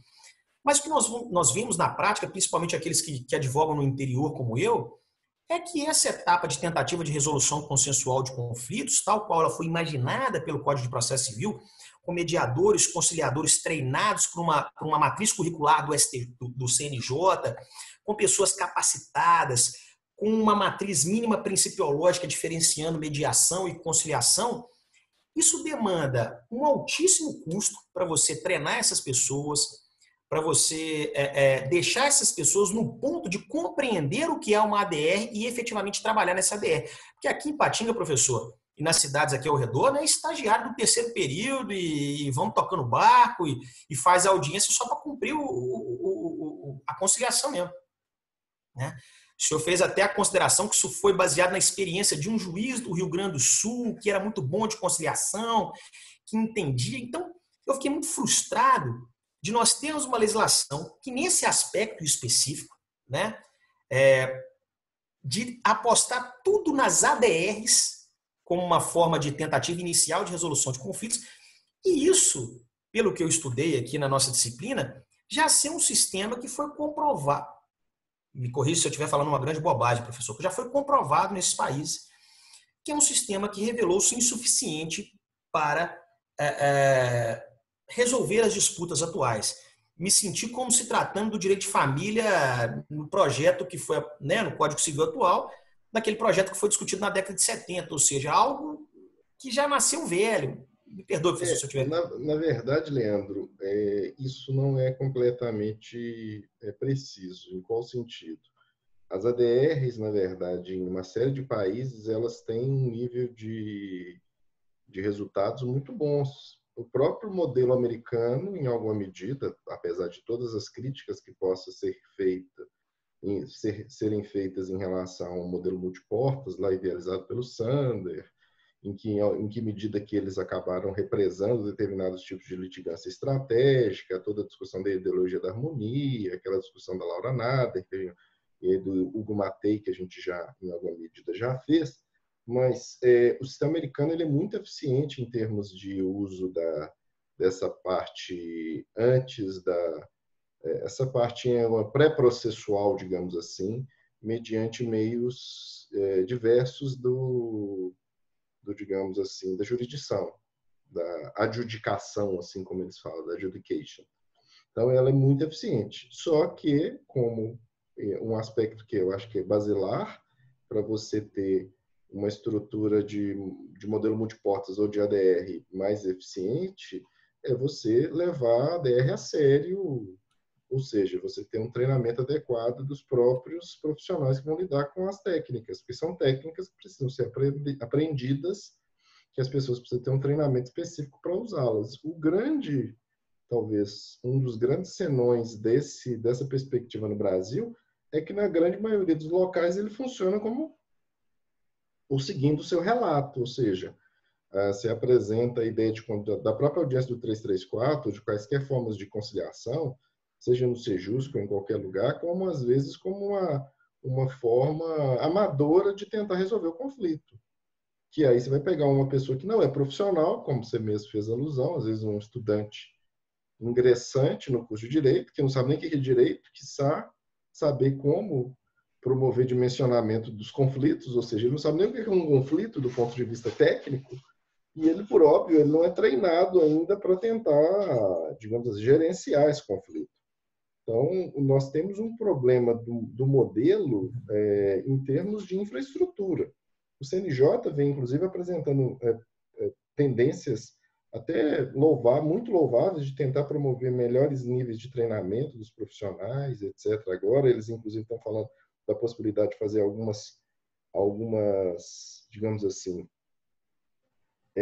alguns cursos, inclusive online, para tentar digamos assim, preparar mais pessoas para o uso das técnicas, porque a mediação e a conciliação são técnicas muito, muito legais, quando elas são bem conduzidas, quando elas têm uma abordagem técnica, a pessoa tem que ter uma formação para isso, para ele fazer, até porque ele faz, às vezes, uma formação direcionada para uma área, ele é bom negociador naquela área, e aí isso, em alguma medida, induz maiores níveis de resultados.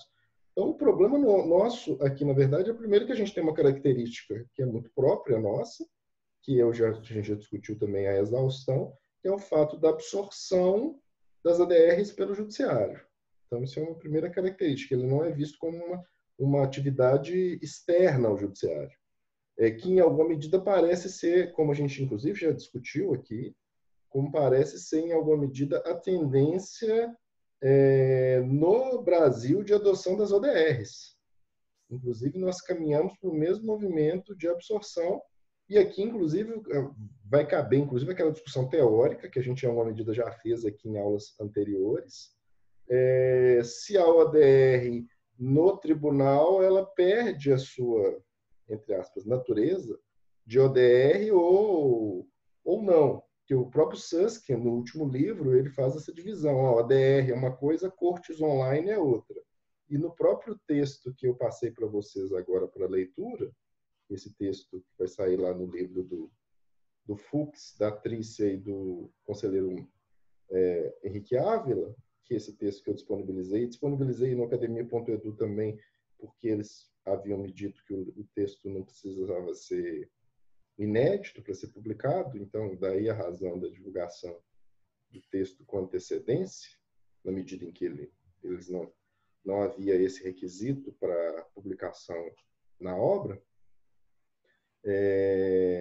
Inclusive eu pontuo isso para mim, o fato de ser absorvido pelo tribunal não induz a mudança de ser considerado uma ODR, mas perceba, me parece que nós caminhamos para esse modelo. Vai ter o modelo das ODRs privadas, que já tem, com todos os problemas ou todas as questões que a gente já debateu, em que medida que tem participação informada ou não, que às vezes a pessoa usa o privilégio o privilégio informacional e econômico para, em alguma medida, ampliar suas vantagens como litigante habitual, aquilo que a gente já discutiu, né, inúmeras vezes.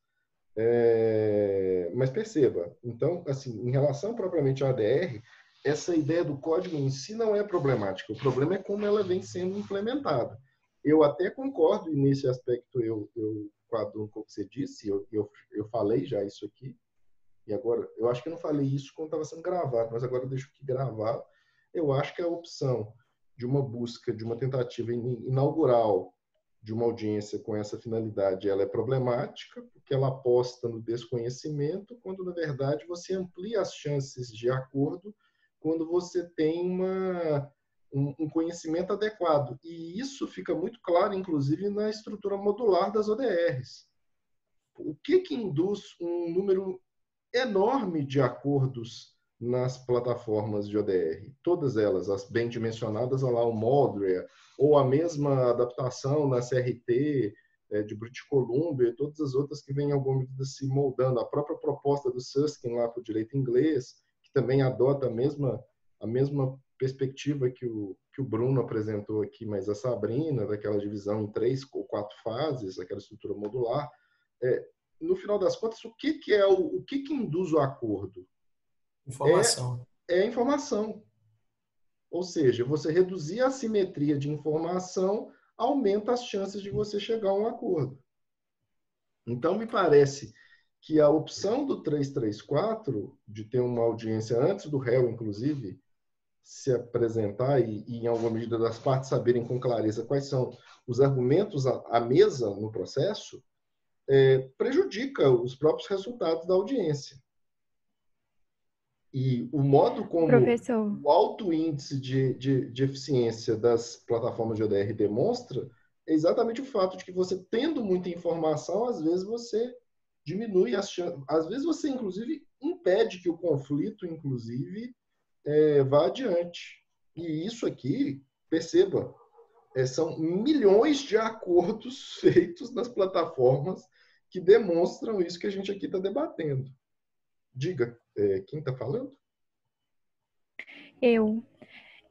Sobre essa falta de preparo dos próprios conciliadores, eu posso atestar isso na prática, porque quando eu estava no 4º período, eu comecei a fazer estágio lá no Sejusc e eu não tinha tido nem processo civil ainda, nem processo 1, e aí me colocavam para fazer as audiências lá de conciliação, e muitas vezes também, além do desconhecimento do próprio processo, eram tipo mais de 10 audiências numa tarde que a gente tinha que fazer, eu não dava tempo nem de eu ler a inicial do processo para saber do que se tratava.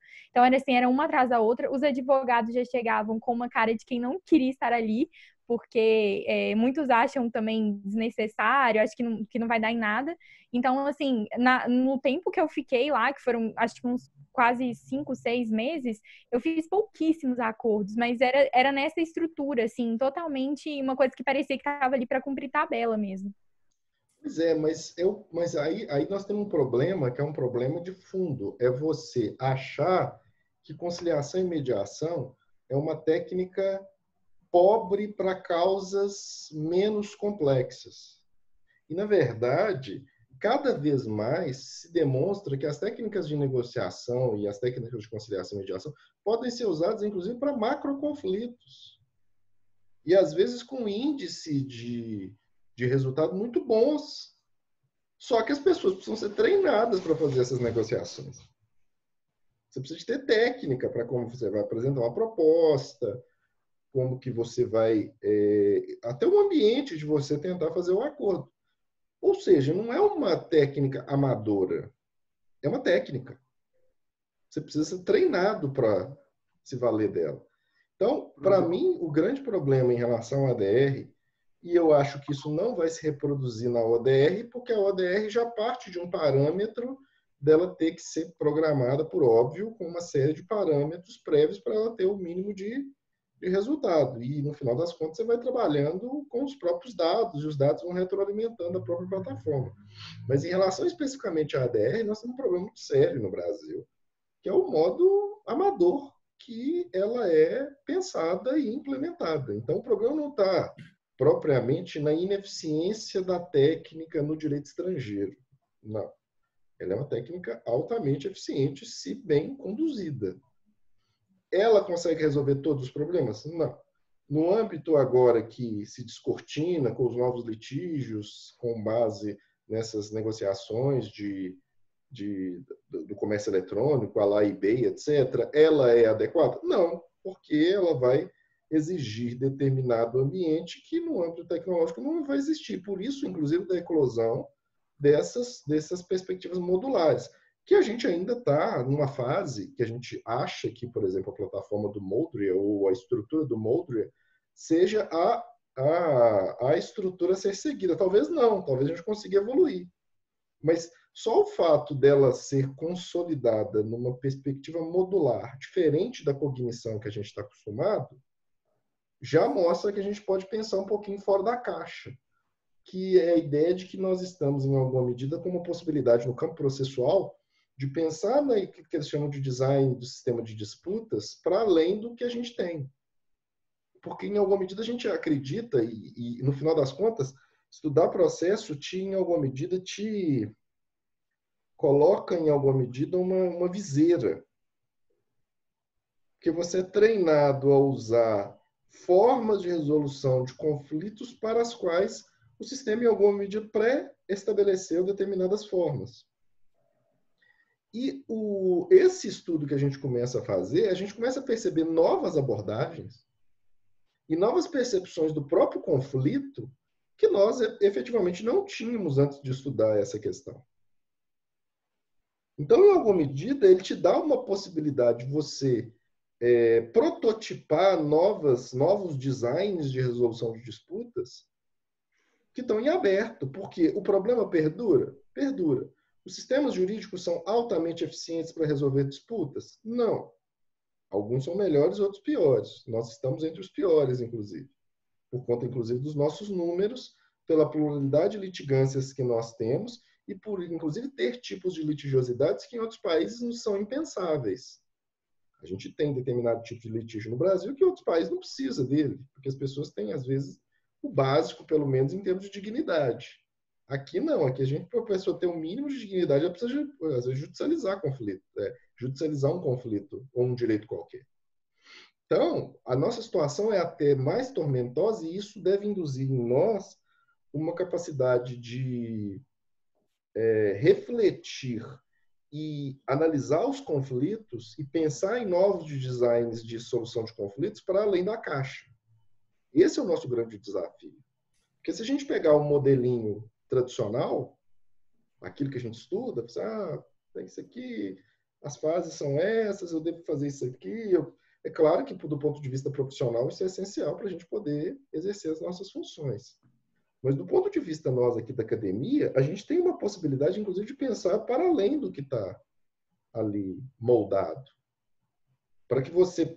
Não, assim, eu não sei até que ponto que é de se pensar num procedimento altamente flexível, como alguns, inclusive, defendem no Brasil.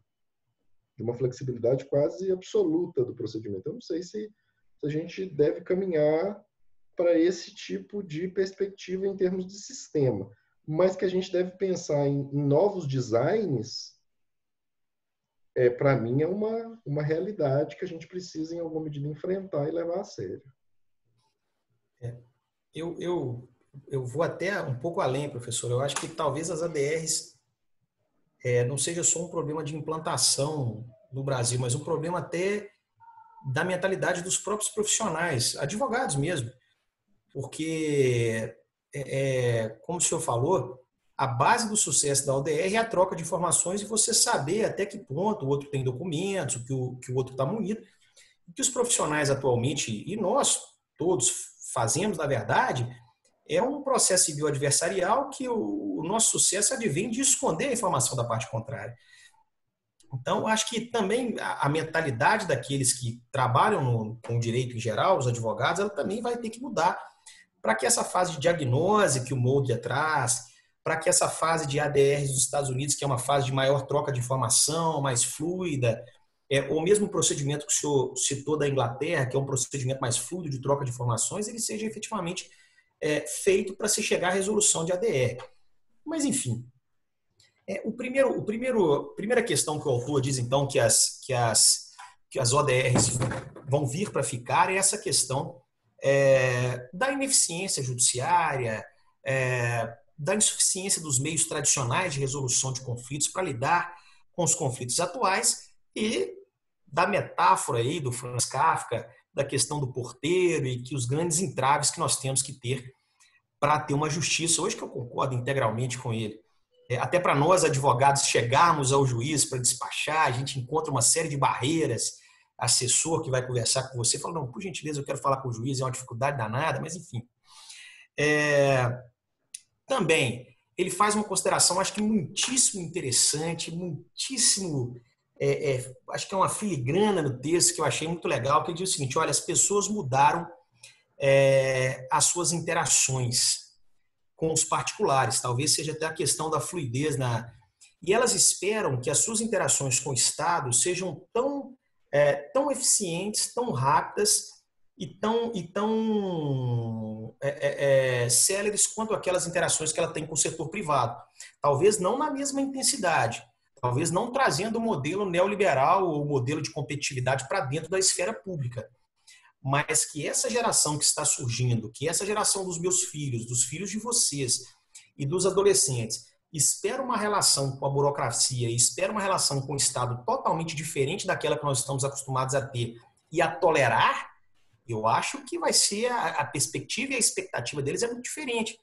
E ele diz, olha, as ODRs podem vingar porque essas pessoas mudaram a forma de interação, mudaram a forma de expectativa e esperam que as suas interações privadas tenham, pelo menos no mínimo, algum contato com aquilo que eles têm na esfera pública. Então, essa mudança de mentalidade também vai ser um terreno fértil para que as ODRs possam prosperar.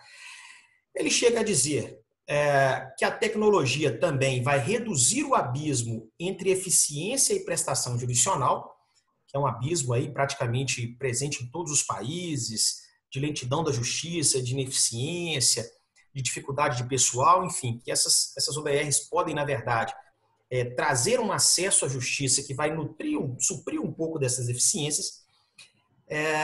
Ele diz que nós estamos em um mundo também cada vez mais dependente de algoritmos, né? E aí, professor, volto mais uma vez ao livro do professor Yuval Harari, 21 lições para o século XXI, que ele diz que nós já delegamos grande parte das nossas decisões atuais para algoritmos. Ele usa o exemplo aí de um GPS. Você confia mais no que o GPS te diz como caminho do que o seu senso, ainda que você conheça a cidade. Então, já é um processo decisório outorgado a um algoritmo que nós já estamos acostumados a fazer, né? Quando você vai perguntar uma coisa, quando você quer saber alguma coisa, você pergunta para o Google, ou seja, você está delegando ao algoritmo a construção do seu conhecimento. E o mundo cada vez mais dependente de algoritmos é um terreno fértil para que essas ODRs, e aí ele diz que a resolução vai depender cada vez mais de informações que esses algoritmos vão aprender como forma de experiência, também vai ser um terreno muito fértil para essas ODRs.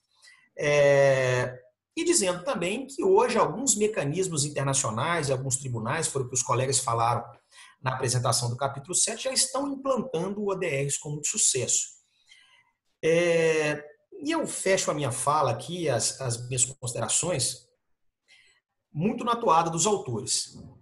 Eu acho que o que nós fizemos esse semestre, que o professor nos provocou, foi a tecnologia ela é ótima, ela é fantástica, ela é maravilhosa, mas e aí? O que ela vai nos proporcionar dentro de acesso à justiça, dentro de uma justiça distributiva, dentro de respeito ao contraditório, dentro de não deixar os grandes players apreenderem e fazerem das ODRs um instrumento de captação maior ainda da sua perspectiva de processo.